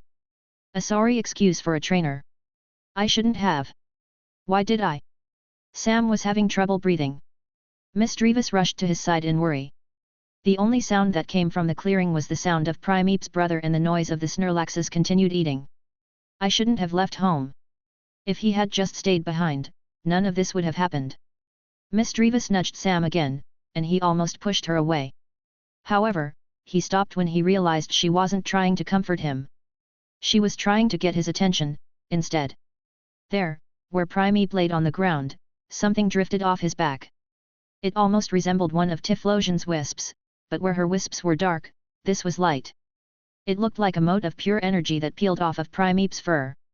Though he was unmoving, more and more of those motes flecked off his back. For a second, Sam thought Primeape was falling apart, but that wasn't it. He was giving off a glow.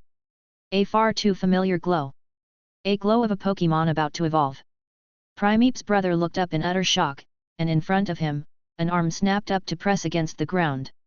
Something broke on Primeape's wrist's bracelets, like manacles, snapped open one by one, and one outright turned to dust to completely free his right arm. With steady movement, Primeape pushed to his feet, turning completely white under the evolutionary glow. Standing tall, his fur lengthened and became a mane of flowing hair that drifted off his head and constantly waved with dissipating, ephemeral energy. When the light broke, Sam could not say his Pokémon looked the same. The tan color of Primeape's fur had been replaced by a gray that looked as though it came from decay. However, his snout was still bright pink with life, and there were deep bags under his eyes, red eyes. Angry eyes. Eyes that were consumed by rage. He looked awful. He looked great. He looked angry. He looked impossibly calm. But more than anything else, he looked alive and ready to continue this fight. When he took a step forward, his brother took a step back. When he moved toward the Snorlax, it did nothing but send him a nonchalant glance. By far, the Snorlax was more concerned with eating than anything about the evolution behind it. Typhlosion's few successful attacks had taken their toll, and it wanted to eat and heal more than anything else. An angry Pokémon might have been approaching it, but it didn't care. It just wanted to continue its meal. It didn't respond when a fist was drawn back, and it didn't respond when that fist slammed right into its side. Wait. No. That did do something, Sam breathed. The Snorlax stopped eating. Pulling a bare branch out of its mouth, the Snorlax looked behind it once again only for a shockwave to ripple through its fat. And after that shockwave came another, and then another, and then another. The assault laying into its body picked up speed, and with every fist that bounced off of it, the momentum was used to build a new attack. Slowly, the Snorlax's face contorted into an expression that was more and more pained, and it tried to swing an arm for an attack, but its opponent just ducked under the move. It roared, taking the super effective damage, trying to properly turn around but being too slow to do anything but open itself up to even more of the move. This was no Rage Fist. No, the attack was a fighting type move that forsook all defense. The move being used against the Snorlax was a close combat, instead. Despite all of its bulk, the Snorlax couldn't resist the damaging move. The clearing started to be filled with not the noise of a fight, but the noise of all of the Mankey cheering the attacker on. The Snorlax tried to lift its arms. It was currently being subjected to a constant, super effective assault. Growing angrier by the second, it finally managed to position itself for some kind of attack. But that was pointless. For all the anger it felt, the Snorlax could not match the rage of a fully realized Annihilape. With one final swing, the evolved fighting type drew back its right arm, and that arm changed. Unbound and influenced by the ghost type, it grew, and grew, and grew, until the fist was so large that it could almost reach the Snorlax's size. The attack snapped out. Snorlax was hit. And all several thousand pounds of it were sent flying off, smashing right through the trunk of the berry tree and down into the valley below. Trevenant checked over the shattered trunk the next morning. His expression was grim, there was nothing he could do. As a grass type, he could use his energy to cause plants to grow and heal, but in this case, the berry tree was gone, stripped clean by the Snorlax, and then finished off when it was smashed through by that Pokémon. The Gligar were gone as well, but in a way, they had won. Though they did not get the tree for themselves, the Mankey certainly didn't have access to it, either. Some of them looked despondent at the loss of their food source, but many of them didn't seem to care. The wonder of Annihilape's new form served as a decent distraction in that moment, as most of the tribe was far too busy staring at him in awe. As awful as he looked, Annihilape was still Primeape as he was before. A vein constantly throbbed on his now grey head, but all of his practice and all of his effort meant he was in full control of his rage. It had become a part of him as much as Typhlosion's flames were a part of her. It was a fuel that he could use to direct as he wished. And right now, his body heaved up and down and he stared at the shattered trunk of the tree. Once more, he was angry at himself, but he wasn't angry at his weakness. He seemed to be far more angry that he had failed to realize which direction the Snorlax would fly. It doesn't matter, Prime Annihilape. The Snorlax ate most of it before you showed up.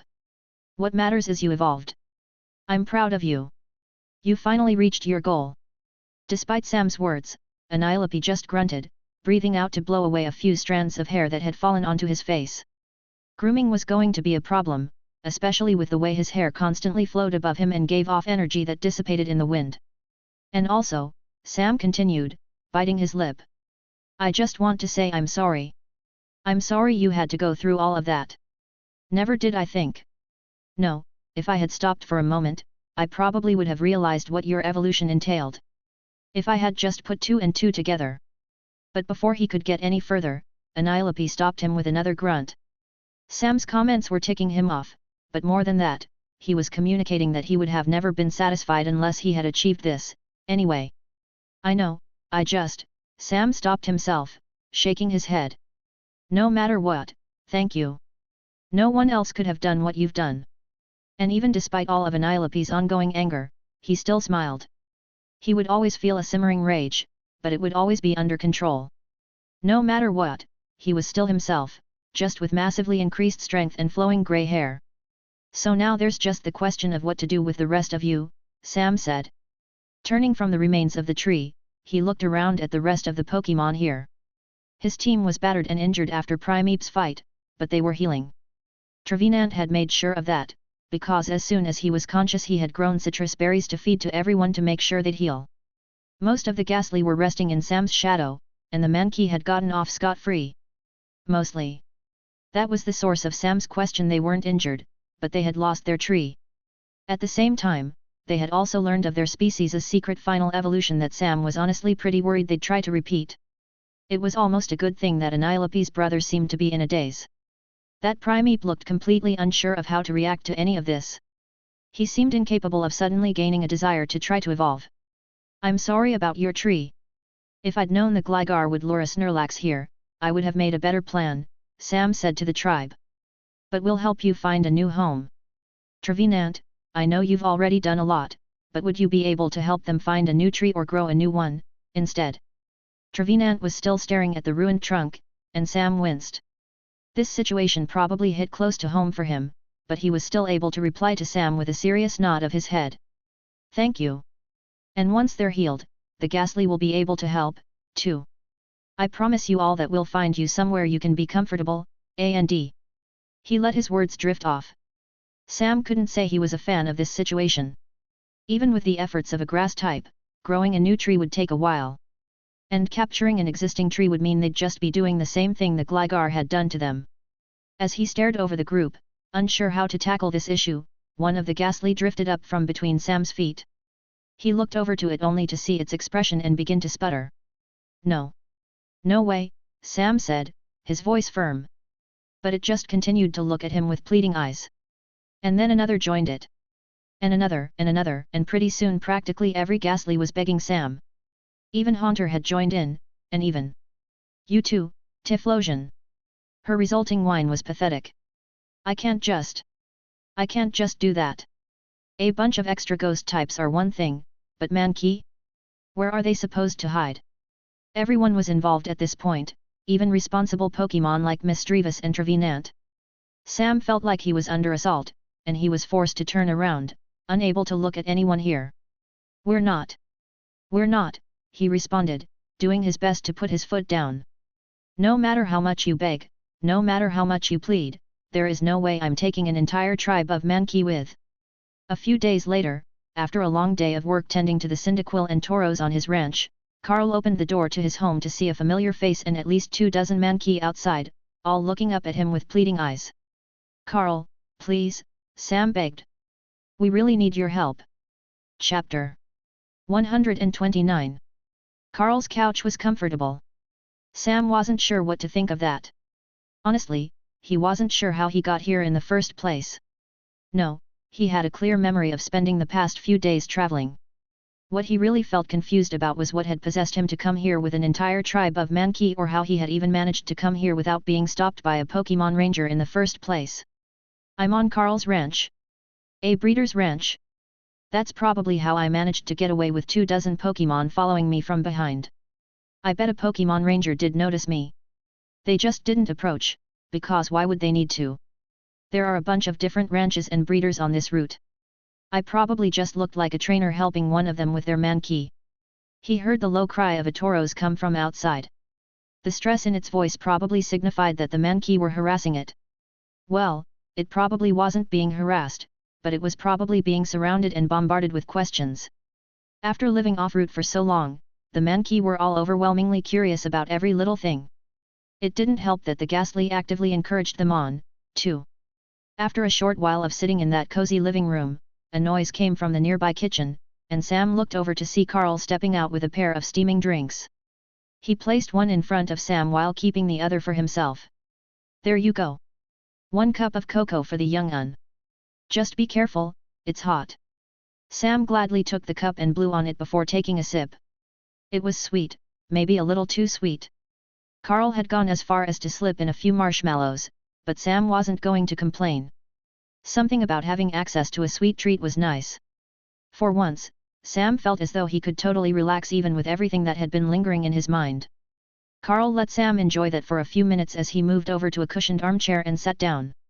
The rancher settled into its thick cushions and enjoyed his drink before he finally started with his questions. So, Carl said. His eyes flicked over Sam, who didn't exactly have any of his Pokémon with him right now. Everyone was outside watching the Mankey tribe interact with Carl's Tauros, but Typhlosion herself had slipped around to the back to go and greet her grandfather. Sam couldn't exactly blame her for that decision. So, Carl said again. Your Pokémon. The Mankey, Sam finished, but Carl just shook his head. We can get to them later. I might be getting a bit nosy, but I can't say I recognize half your team. Sam just blinked, and Carl set down his drink to awkwardly rub the back of his neck. Now, I can't say I personally know most of your Pokémon, but that ain't what I'm talking about. I can't say that I'm unfamiliar with new species in general, either, but your Typhlosion? The one that used to be that sweet lil Cyndaquil? Can't say her looks are familiar. Same with your Primeape, if he can even be called a Primeape anymore. Like Carl, Sam slowly put his cup of cocoa down. Half of its contents were already gone. Breathing out, he steadied his breath, and then he put his face in his hands and groaned. It wasn't like he forgot to keep his team's evolution secret, it was just that he didn't think he needed to. Typhlosion had constantly been out of her Pokeball for the past several days, and Carl was trustworthy. The man was taking care of his grandfather's personal Typhlosion, for goodness' sake.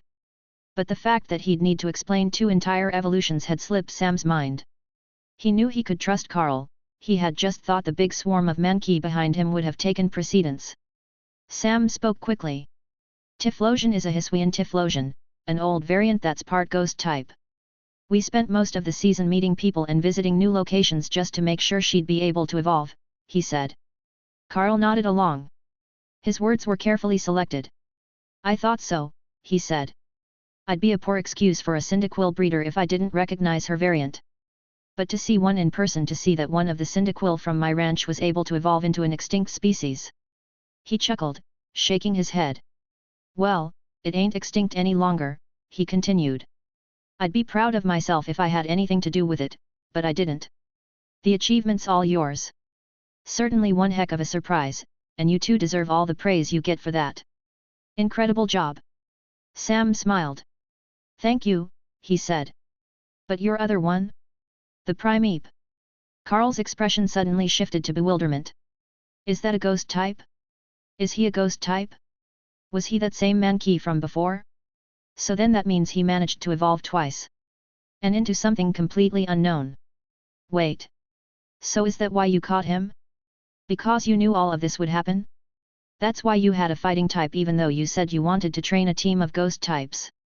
Faced with so many questions, Sam opened his mouth but failed to think of an easy reply. Delaying it, he chose to grab his mug and take a long sip to finish off his drink. He coughed and wiped away the liquid that had given him a foamy mustache on his upper lip. Yes to everything. Carl looked as though he didn't know how to respond. For a long while, Carl just leaned back into his chair and sipped at his drink much more slowly than Sam. For some reason, Sam got the sense that it wasn't entirely coffee in there. From outside, the Mankey continued to launch their questions at the nearby Tauros. When its cries became rather terse, a sharp noise from Anilope echoed out, immediately silencing and calming them. Anilope's brother might have technically been the leader of the tribe, but at this point, he carried so much respect among the Mankey that the tribe would do anything he said. I've met a lot of people. Seen a lot of wild things, Carl said, starting slowly once a full minute passed. I've even shook hands with the champion once. That was pretty great. I saw the picture, Sam responded quietly. I work on a ranch that has a contract with this region's professor. I'm responsible for raising almost all of the Cyndaquil handed away as starter Pokémon in Johto. But your Primeape? Or your Pokémon that was once a Primeape? Can't say I've ever encountered a completely new species. Carl then blinked. Hold on, who else knows about it? Heck, who else knows about Typhlosion, anyway? Morty knows about Typhlosion. Agatha does, too. As for Anilope, that's the name for Primeape's evolution, no one knows about him, Sam said. Anilope evolved in the mountains to the north when we were with the Mankey tribe. It's part of the reason we came directly here. Carl finally put down his mug. Sam could see it was empty. The man sighed as if he was still having trouble processing everything he just heard. Whew. So no one else knows that a Primeape can evolve. Except for you. And me, as of just now. I could believe a variant Typhlosion they were thought to be extinct, but most people know from Alola that variants are a thing. But Anilope? An Anilope? That's a completely unknown evolution. Man, the response. Oh, the response. Ha! The sheer amount of chaos he's going to stir. Sure, but I'd like to wait. Sam interrupted. Carl glanced back down at Sam. For a second, he had started to stare off, but Sam's comment snapped him out of his growing daze. Thankfully, Carl seemed to have got a hold of himself, and he easily nodded along to Sam's request. Of course. Of course, he said, merrily enough. The conference is in just about a month. So you're planning on debuting your 2 evolutions there? Yeah, I've already been given advice to do that, too. The hope is that we make a big enough splash and use that fame to make it so criminals won't want to mess with us. Makes sense, Carl said, humming as he leaned back his chair. Then, you're in for the long run, aren't you? We are, Sam answered decidedly. We're going to become the strongest ghost-type team there is. For a while, Carl just continued to hum. His face went through a number of different expressions. He started appreciative before into amusement. From there, he looked curious, then confused, and then almost giddy, and then he took on a look of contemplative, deep thought. Back to the start of it, you said you didn't come here to show off your Pokémon. You came here because you needed my help. Sam winced. I do. Sorry. I didn't know what else to do, where else to bring the Mankey. They kind of had a berry tree, but that got destroyed, and then they had nowhere else to go, but then you were nearby, and then I could take them with me, but I can't say no because my team was begging, but it's okay since the Mankey are honestly really fun. And then... Stop, Carl said, holding up a hand. Gimme a moment to think. It took him only a few seconds to confidently nod and firmly lock his gaze on Sam. All right. Before I say anything else, I want you to know that I don't got much free funds. Most earnings get cycled back into costs. High gross, low net, understand? I understand, Sam said, sitting straight up. Now, I might not have too much money to spend, but I have enough to make an allowance, if only for a bit. Since I have this ranch of mine, and since the conference is coming up anyway, I can tell you outright that I can temporarily take on your Mankey. Thank you. Sam was halfway into standing up for bow when he was abruptly stopped by Carl holding up his hand once again. Temporarily, Carl emphasized. This ain't something I can do long term. Technically, it's a matter of contracting. Despite all the secrecy, we sometimes get the wrong kind of folk snooping around. A bunch of Mankey staying here will help muddy the waters a bit. No one needs to learn about the Cyndaquil, so I can take them on for a while in exchange for room and board. Sam eagerly nodded, already more than willing to agree, but Carl had more things he needed to say. However, like I said, it can't be something long-term. I can only have them here until a bit after the conference. That means you need to find somewhere else for them to stay. But, with your Pokémon? Your Typhlosion and Annihilape? You'll definitely get yourself a sponsorship. Just make sure to negotiate ranching options when discussing the contract. Although Carl was doing him a big favor, Sam still grimaced slightly.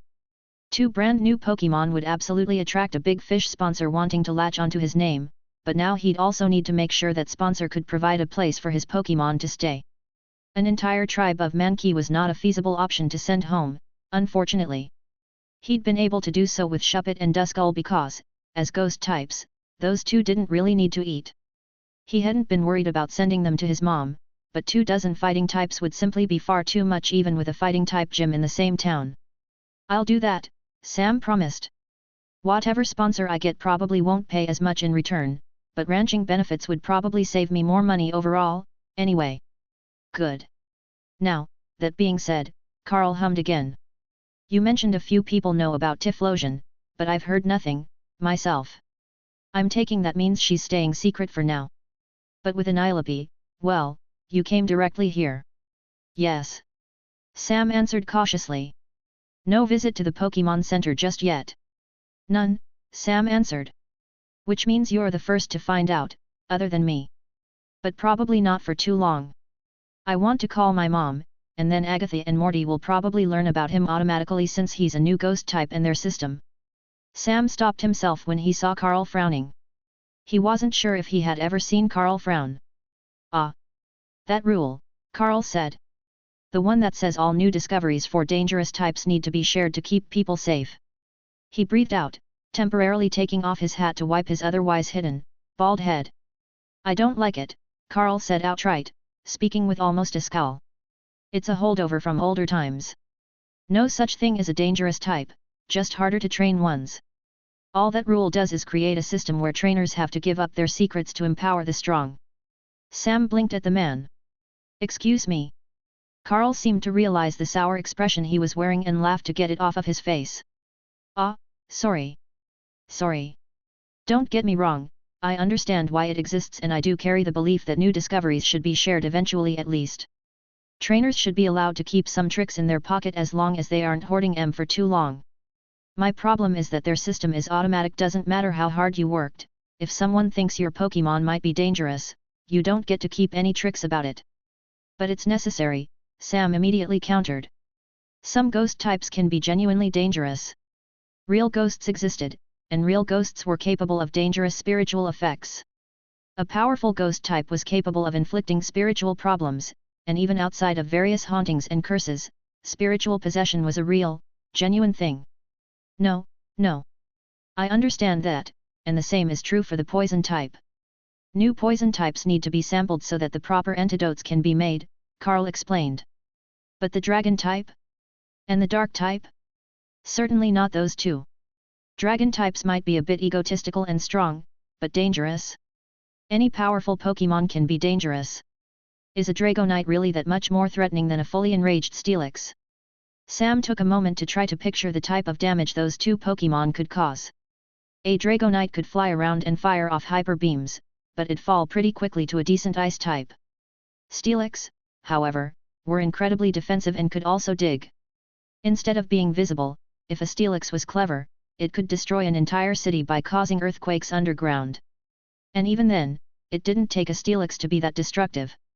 Even a low-level fire type could cause a fire to spread over an entire town. Yet. You see what I mean, Carl said. This might just be my bias talking, but let me do you one more favor. I can offer you something else and let us pull a little trick on the league. I don't want.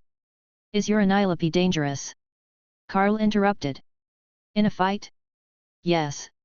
But is he at threat of losing control of his anger and going on a rampage? Sam thought of all of their training, all of their efforts to have Primeape control his rage. They'd spent ages on meditation and weeks practicing Rage Fist itself. In his evolution, anger was less something that affected him and more something that was a part of him. He was so in control that he had even lost access to his anger point ability. He simply could no longer lose himself to his rage even after taking an infuriatingly direct critical hit. No. He's not, Sam answered slowly. An Annihilape could only truly fall into a rage if it really wanted to. Then let me offer you this, as one of the League's officially contracted breeders, I have a few avenues I can approach when it comes to submitting new discoveries. I can pass on the news of Annihilape myself to stop him from tripping any flags and preventing his data from automatically being sent to everyone in their systems. Sam stayed quiet. Carl was offering him a way to bypass Morty, but it was more than that. Carl was offering him a way to bypass even Agatha. With how he managed his ranch, this wasn't something he was offering just to steal credit for himself. He wasn't the type of person that would backstab him for recognition. With the secrecy of his Cyndaquil, Carl wouldn't want any recognition. No, this was just a loophole that Carl was in a unique position to abuse, and it was something that would let Annihilape stay secret. More secret than he'd otherwise be.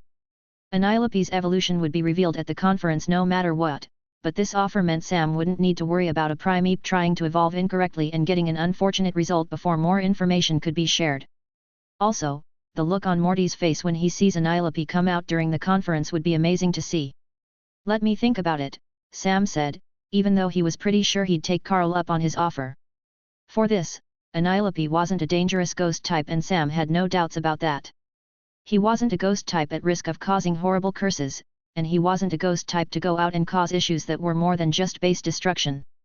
If he was a special attacker tied closely to esoteric uses of ghost type energy, then Sam would have probably turned Carl down and let the League's systems automatically share Annihilape's information just in case. But Annihilape was the most physical of physical Pokémon. If Sam was wrong and the worst came true, even if Annihilape lost himself to a rampage, a single thunder wave would be enough to lock him down. Regardless of what you decide, keep in mind that you just have Chuck left, if my understanding of your journey so far is right. Won't be long until you reach him, and he'd be a good judge of Annihilape once you're there. He's a fighting type specialist and would probably love to know how you evolved a Primeape, but, Carl chuckled to himself. Can't say I know that man too well, but he's not the sort to cause you any trouble. Not in any way that matters, at least. There was definitely something more to what he was saying, but it didn't seem like anything harmful.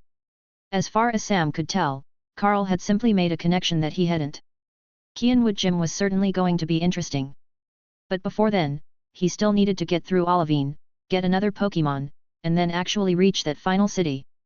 Yet, even with all of that waiting before him, Carl's offers had left Sam with a single, burning question on his mind.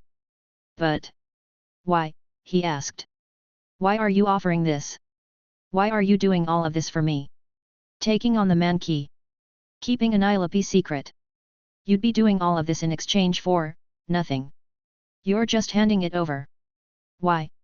Sam half expected to hear some kind of grand plan, some kind of enormous benefit Carl wanted to obtain. Maybe he wanted to use Sam's Pokémon to subtly advertise his ranch, or maybe he wanted to get a ghost type or two to help protect the Cyndaquil. Some of the Ghastly could be convinced to stay. Or maybe offering to keep Primeape secret was more than just a small protest on his part to call out the League. But as much as Sam wanted to know the grand reason Carl was doing all of this for him, in the end, Carl just gained a small smile. Because I can, he answered easily, and Sam knew he was telling the truth. I'm in a position to help someone else, so why not do just that? Sam waited to see if Carl would offer a further explanation, but he didn't. He had already shared all of his thoughts. Even though there was a level of secrecy involved with his job, Carl wasn't the type of person to lie.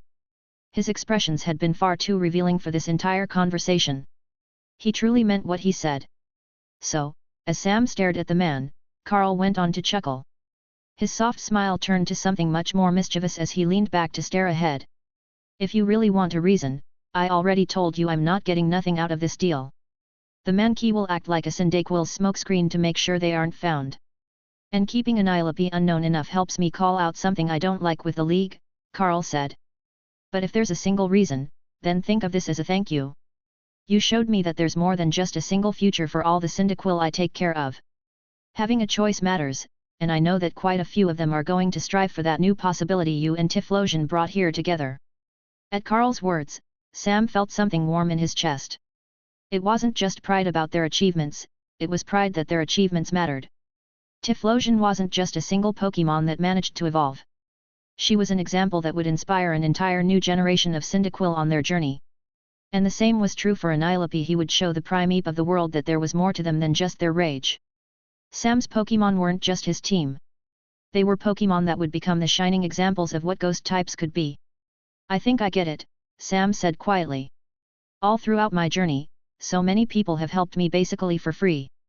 There's been Morty, Spencer Hale, Professor Carolina, Agatha, technically. And now you. They all helped because they wanted to. They all helped because of that look of gratitude on someone's face. It's nice, isn't it? Carl continued to chuckle to himself, looking rather amused. Yup. It's pretty nice, he said as he looked over Sam. But, let's call it here. It's pretty late, and I have a free guest room. After traveling for so long, you must be tired. My home is always open to a family friend. Sam readily nodded, the stress practically melting out of him. Right now, after spending so long off route, a real bed sounded great. So, he went out to talk to his Pokémon, informing them of his plans for now. Once he made sure they were all settled, he went to lie down and promptly fell asleep. Sam found Annilope's old tribe with 37 days left in the season. Annilope evolved that same night, and then they all left the next morning when it was confirmed there was nothing they could do to fix the berry tree. Returning from the mountains didn't take long as there was no need to search for a hidden, wandering tribe. Now that they were on Carl's ranch, they stayed for a couple of days just to make sure everything was properly settled and to give all the Pokémon a chance to relax. Sam did take up Carl's offer, watching the man call a Noctowl that'd deliver a few letters for him about the discovery of Annilope. No drama was stirred, only the absolute minimum number of people were informed. And, instead of pushing his team even more and having them train, Sam used this visit to take a break, and he spent his time relaxing and helping Carl go through his daily tasks. For 2 days, Sam and all of his Pokémon stayed, relaxed, played with the ranch's Pokémon, and also maybe worked in a small amount of training. The Ghastly got to hang out with the Mankey for a bit longer, and Typhlosion got to hang out with her grandfather. After the break and all of their traveling, only 31 days remained in the season. Summer was beginning to give way to fall, and the final city tournaments of the season were taking place, though Sam had no plans to compete. When it finally became time to head out and continue their journey, everyone stood at the edge of the ranch. They said their goodbyes, and Carl assured Sam that everything was already handled. The Ghastly sobbed when they parted with the Mankey, even the ones that were quieter than the others. Much to Sam's surprise, none of the Ghastly chose to stay behind, either. All of them returned to Sam's shadow to continue their journey with him. But for the Ghastly that would decide to stick with Sam for even longer, this was not a final meeting. Technically, the Mankey were now all Sam's even if he never formally caught them. He was responsible for their well-being, and with Carl's offer, he was officially their trainer. He made sure to tell all of them that he'd live up to that and find them a proper home as soon as he could.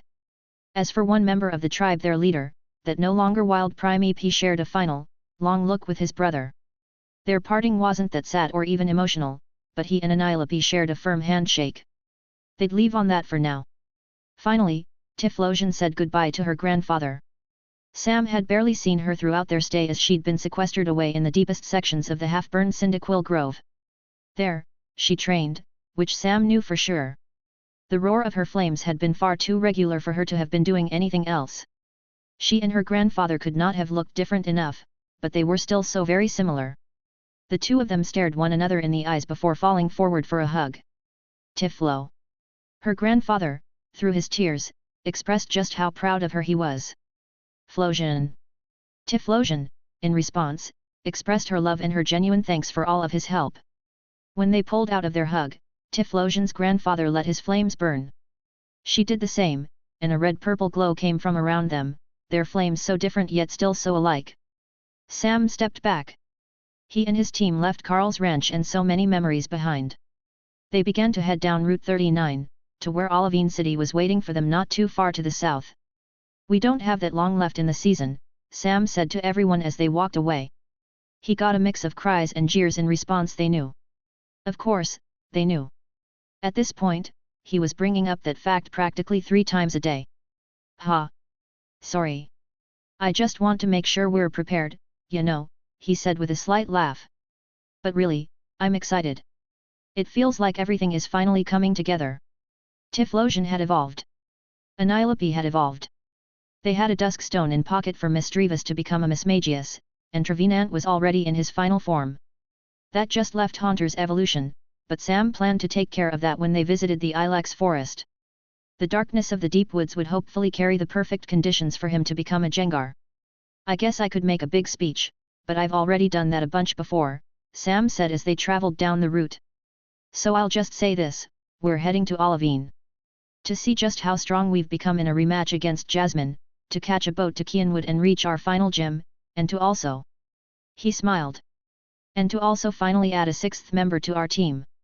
Chapter 130. The first thing Sam did in Olivine was find a Pokémon Center, but he didn't want to risk revealing either Typhlosion or Annilope. Rather than heading to the city's main Pokémon Center, he went to a small, lesser-used one set at the edge of a residential area. The lobby was empty save for him and the nurse when he passed over his team's Pokeballs. "One of my Pokémon evolved recently, but his evolution is pretty rare. You can make sure he stays secret, right?" Sam asked the nurse on duty. "Of course. We get plenty of trainers who want to keep some aspect of their team quiet." Alongside doctor-patient confidentiality, Pokémon Centers also offer private checkup rooms. However, keep in mind that the health of your Pokémon takes priority over keeping secrets. We will share information if it's needed to properly heal a patient, and we won't bother to hide your team members if an emergency sees us run out of space. Sam easily nodded. "But the end-of-season crush hasn't started just yet, so I don't expect any problems with your request," the nurse said with a smile. "Just give me a second to look up your Pokémon in our system, and..." The moment she finished entering Sam's trainer ID number into her blocky computer, she went completely still. Her eye flicked between the displayed information, Sam's Pokeballs on the counter, and Sam himself, and then a tense smile forced its way onto her face. "We will keep your Pokémon secret," she said, her voice a forced calm. "And you'll give my Pokémon a check over just in case?" Also have some ghastly that have been following me that would probably benefit from a checkup, too.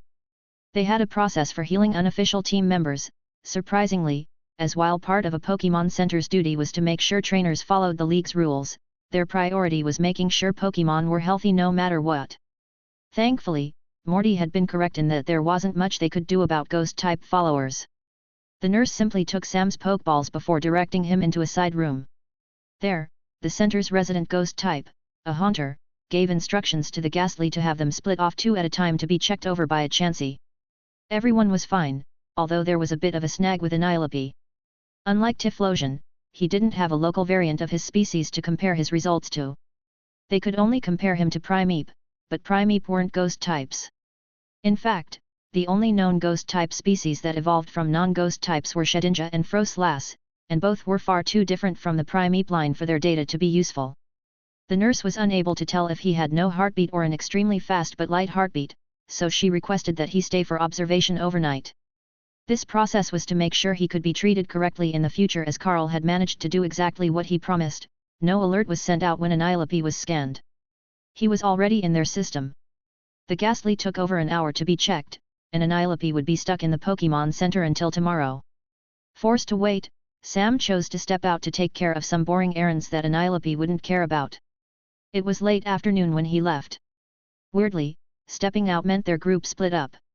Upon getting only a block away from the Pokémon Center, Typhlosion suddenly released herself from her ball and sniffed the air. She gained a look in her eye that told Sam there was someone she needed to guide, and Miss Drevis left alongside her to provide both support and company. Sam didn't want to crowd her task, and he trusted her to be successful.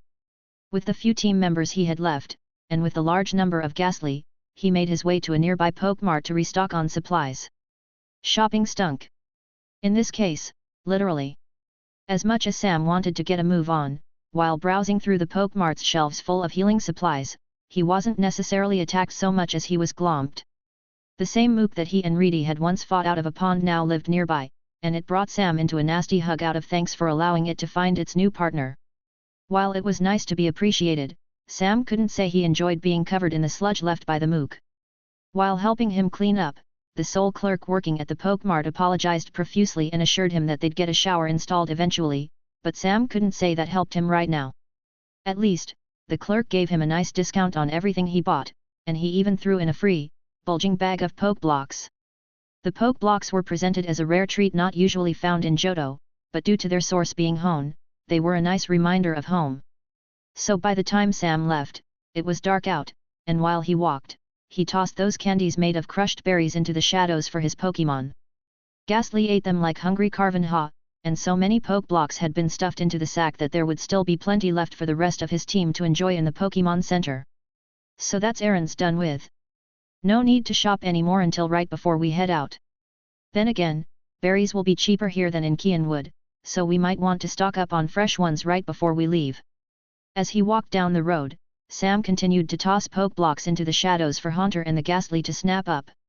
But no matter what, we just have the exciting stuff left to do, finding a boat to take us to Kianwood, visiting the gym, and then also finding someone willing to let us trade for a new Pokémon. He slowed slightly as he considered what his plans meant. Man! We have to find a 6th Pokémon, Sam said quietly. Not sure if that's going to be worse or easier than scheduling a fight at the gym. Even with the need for a 6th team member hanging over his head, Sam considered a battle with Jasmine to be the most complicated task he had planned. He needed to fight her core team after seeing just how strong her steel types were at the start of the beginners tournament. However, with how the timing was working out, he was a little worried that Jasmine wouldn't be free for a proper battle. With only a month left in the season, trainers were going to start pushing for their last few gym badges. It would soon become almost as busy as the season's start, but trainers with 7 gym badges usually took priority when it came to scheduling a match. Except, that priority is only for trainers trying to earn a gym badge, Sam continued, just thinking out loud. I want us to fight her core team, which is an optional fight from her perspective since we've already beaten her gym. But he needed to see where his Pokémon stood. He knew his team had grown, but he wanted to see how much. When he had first seen it in the arena, Jasmine's Steelix seemed like an impossible wall to climb. Now, after everything they'd been through, it felt like his team actually had a chance. It'd be tough, but they could do it. Also, he just wanted to fight some actual steel types instead of the miscellaneous rock types that had appeared in his first gym. So then we just need to figure out how we're scheduling all of this, Sam said as a thrown poke block sank into a shadow. He made a hard left turn to slip into an alley for a shortcut. Do we want to search for a sixth team member first, or do we want to face Jasmine as soon as possible? Getting a sixth team member first would give us more time for training and maybe let us use another member in the match, but with the end of the season so soon, we probably want to battle her before things get too busy. Even though he was just speaking to work through his thoughts, he still paused to wait for a response. The Ghastly and Haunter were too focused on snapping up what poke blocks they could, and Misdreavus or Typhlosion weren't anywhere nearby. Sam sighed, planning to have a better discussion once everyone was back in the Pokémon Center. It was then that he heard a growl suddenly echo out from behind. Turning around, Sam glanced over to see the source of the threat sent his way. There, at the front of the alley and half illuminated by the street lamps, was a dark blue-gray Pokémon with rough, scaled skin and a bright red chest. Fins stuck out from its arms to resemble wings, and another fin on its back made it seem as though it was almost aquatic. It stood on two legs, however, and it exposed its sharp teeth with a snarl. The clearly wild Pokémon took a step forward, and Sam could only stare at it in confusion. The way it kept glancing at his bag of poke blocks made it pretty obvious what it wanted. However, even with its threat, Sam was more confused than concerned, and he struggled to understand why a Gabite, of all things, would be threatening him from one end of an olivine alley. The Ghastly, too, seemed just as bewildered as their shadows spread to the alley walls around him. Within that curtain of darkness, a pair of red eyes opened up, and then another, and another.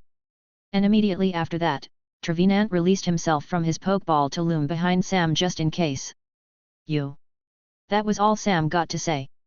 Before anything else could happen, the Gabite let out a sudden yelp and turned in a panic. It ran, escaping in a furious scramble out of the alley that saw its claws scrape against the stones of the ground. And then it was gone. And Sam was left blinking. He looked around at all of the Ghastly, and all of the Ghastly looked back. So, that was definitely a Gabite, right? Like, I didn't just imagine a mid-stage pseudo-legend standing there. Sam asked. A dragon type. From Sinnoh. Here in Johto. It wasn't an illusion or a ditto or anything like that. The Ghastly left their shadows to bob in the equivalent of a shrug, and Haunter dipped out as well to confirm that, yes, he saw it too. Sam checked on Trevenant, but Trevenant no longer cared. He just flicked his eye down to the moon ball at Sam's belt in a silent request to be returned. Sam sighed as he brought him back. Is it still nearby, Haunter? Haunter shook his head. It wasn't. At least, he couldn't sense any of its intent nearby. The weirdest part, too, was that the Gabite couldn't possibly have had truly malicious intentions. Otherwise, Sam's team would have detected it far sooner and alerted him ahead of time. Okay. Well, Typhlosion and Misdreavus are waiting for us, and I don't want to leave Annilope alone in the Pokémon Center for too long. We'll check to see if anyone is missing a Gabite when the jobs are posted tomorrow morning. Haunter and the Ghastly recollected themselves in his shadow, and Sam continued heading back. As he returned, Typhlosion and Misdreavus met Sam outside the Pokémon Center, stepping out from where they had been hiding in the darkness. They got their fair share of the treats, and Sam only got a slight talking to when he had Haunter phase through the walls to sneak poke blocks to Annilope. And, when Sam returned Annilope the next morning, the nurse found nothing wrong with him. The happy, less angry, look on his face almost made getting coated by Mook worth it. No post on the job board mentioned the Gabite, but there was a single, far too suspicious listing that might have been mentioning it. Missing Pokémon, 100,000 reward. And that was it. The job didn't list the species, but it included a phone number to call for when a trainer had something to present. It was also an open offer with no set date, which meant any trainer could take it at any time without any issue. Its sheer lack of detail raised alarm bells in Sam's head, but the weirdest thing was that there was no way it could be a scam. Every job posted on a job board had to be vetted by the city's Pokémon centers first, so this vague posting had somehow been approved despite the sheer number of details it lacked. We might want to take a different job or two in the meantime, but maybe another day, Sam mumbled to his team. He hadn't taken any jobs in Ecruteak, and Reedy was no longer around to help pay for food. Their little battle event jar earned them enough to last, but he knew he would need a lot of cash to buy the supplies needed to finish off the season in Ilex. Sam chose not to think about that strange job. While it seemed to be about that Gabite, dwelling on the idea of missing out on that much cash would only serve to make him sick. He had other goals to achieve, and he'd already reached a conclusion with his team. Before anything else, he would get a 6th Pokémon. Maximizing the time available for training was imperative, and having a 6th team member on hand for a battle against Jasmine could help the new Pokémon get used to everyone else. But it wouldn't be easy. Sam would need to find someone willing to trade away their ghost type, and that ghost type needed to be a species capable of helping with transportation. Given Olivine's status as a port city, someone had to be willing to trade a viable Pokémon somewhere, and Sam's planned offer was likely to open up doors. Unlike most trainers searching for a trade, he had no intention of trading away a team member, but he would offer his services. While an open-ended proposal wouldn't normally be worth that much, Sam's team was nearing 8 stars. They excelled at searching, too, and could go out to capture any requested species in return. Unfortunately, while his team could find wild Pokémon, they couldn't exactly find someone willing to trade.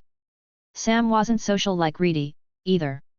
It was completely out of his skill set to approach a random trainer, strike up a conversation, and then leave with pertinent information.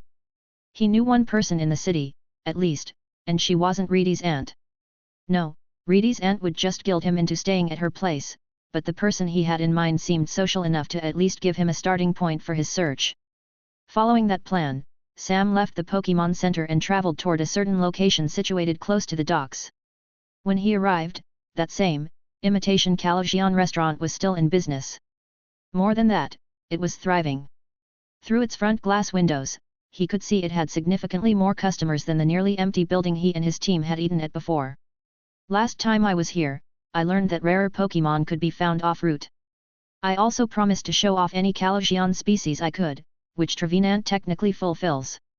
Only slightly nervous, Sam stepped inside, and a chime rang to announce his entrance. The place still had the same faux fancy vibes as last time, but instead of being greeted by Matilda, the waitress here, Sam was greeted by an entire room full of burly sailors who all fell into perfect silence to send him their glares.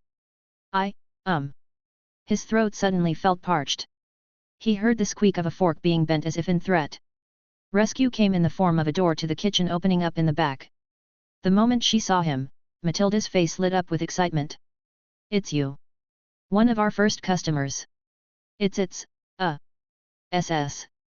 Seth, right?"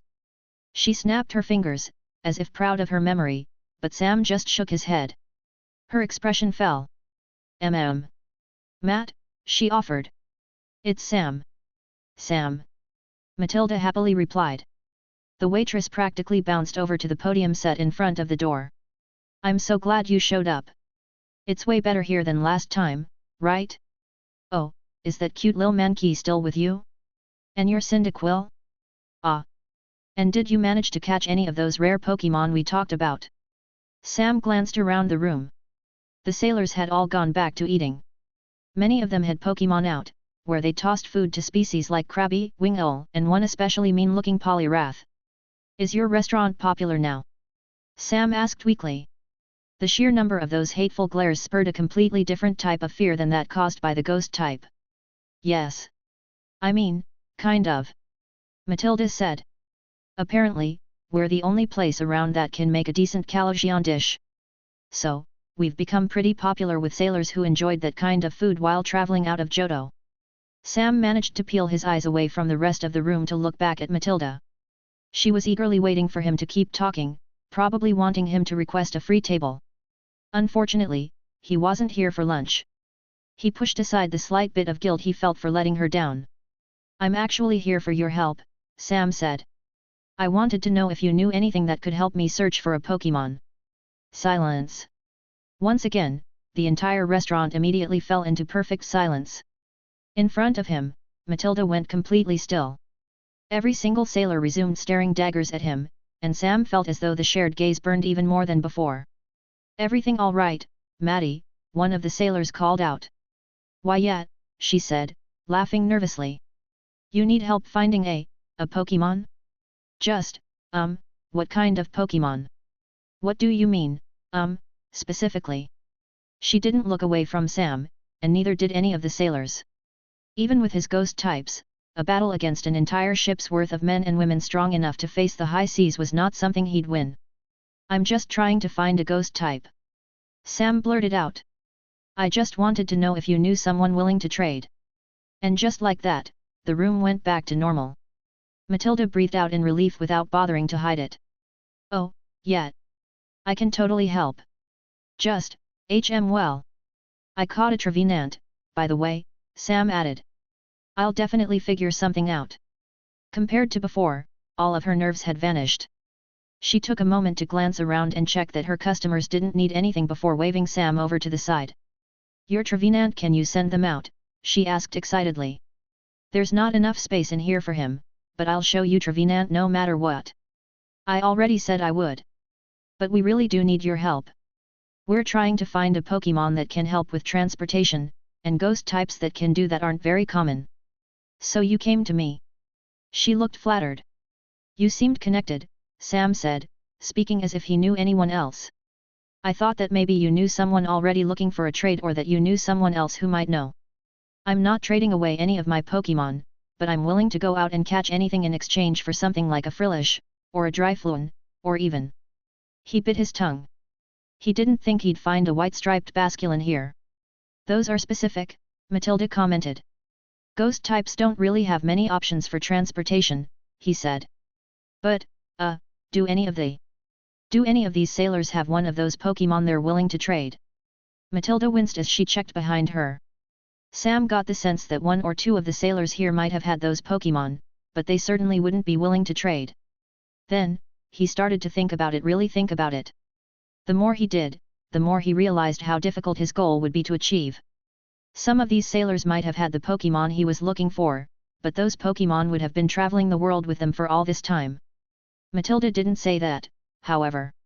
Instead of giving up, she hummed with her brow furrowed, trying to think of something that could help Sam. Either out of kindness or only out of a desire to see Trevenant, it was clear she had no plans to speak until she had something helpful to say. She was quiet for a while. But as she stayed quiet, and as Sam desperately waited for her reply, the door to the kitchen opened in the back. It was strange, Matilda was the only waitress that worked here. No person walked out. Instead, a gurgling hum came from the floor, and Sam looked down. He blinked.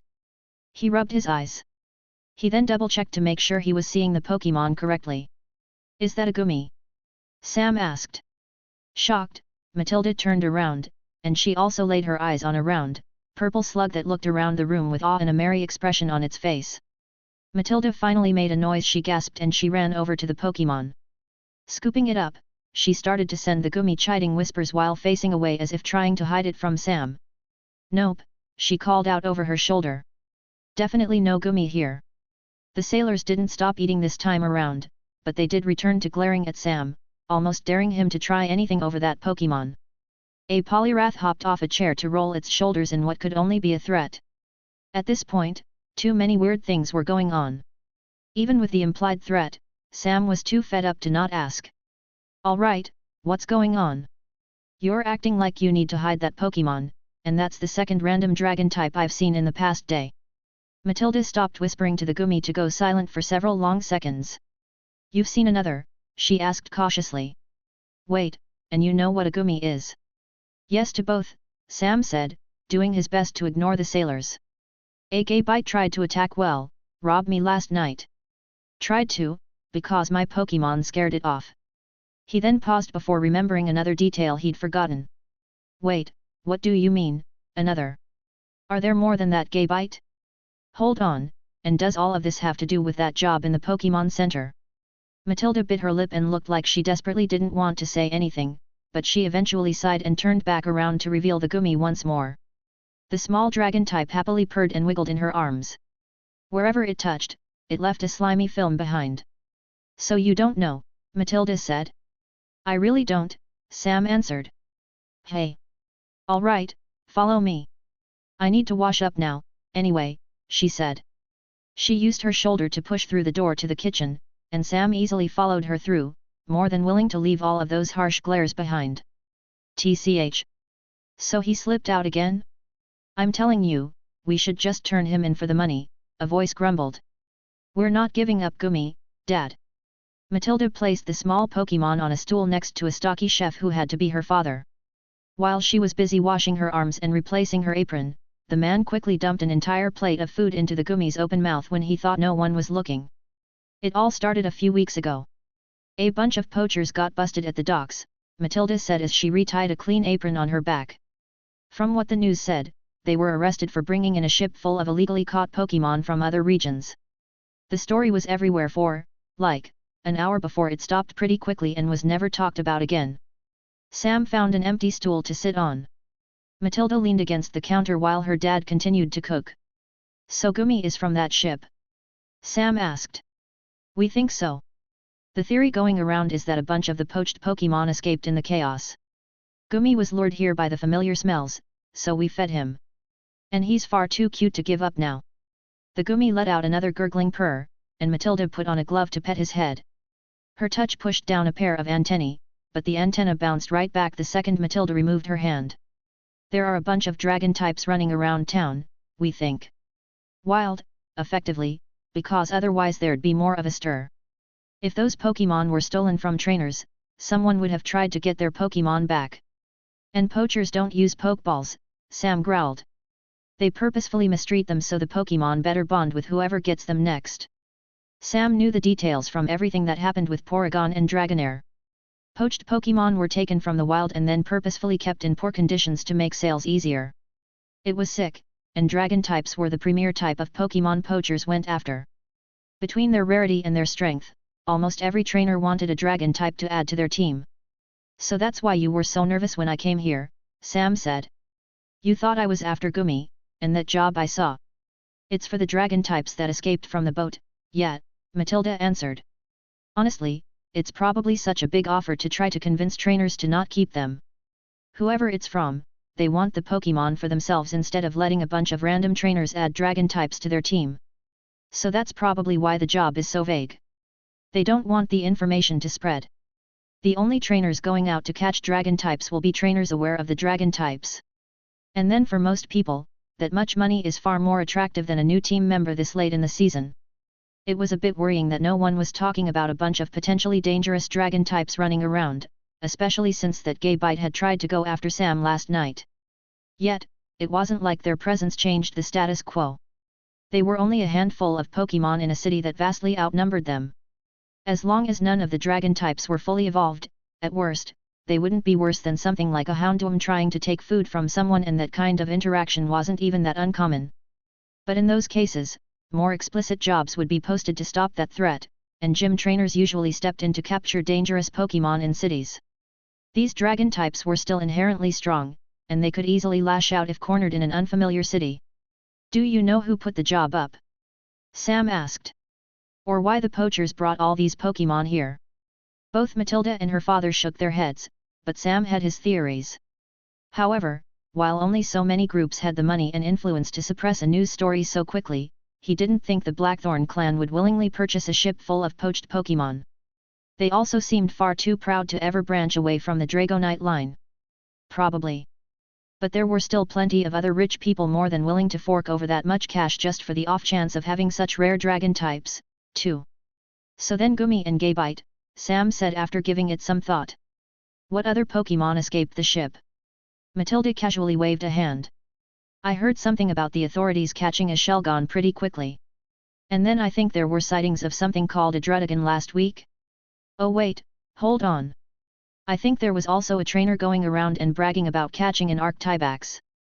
She looked over for confirmation, but her father shrugged. Matilda had spoken casually, but her words stuck with Sam. Shelgon were native to Hone. Gaybite were native to Sinnoh.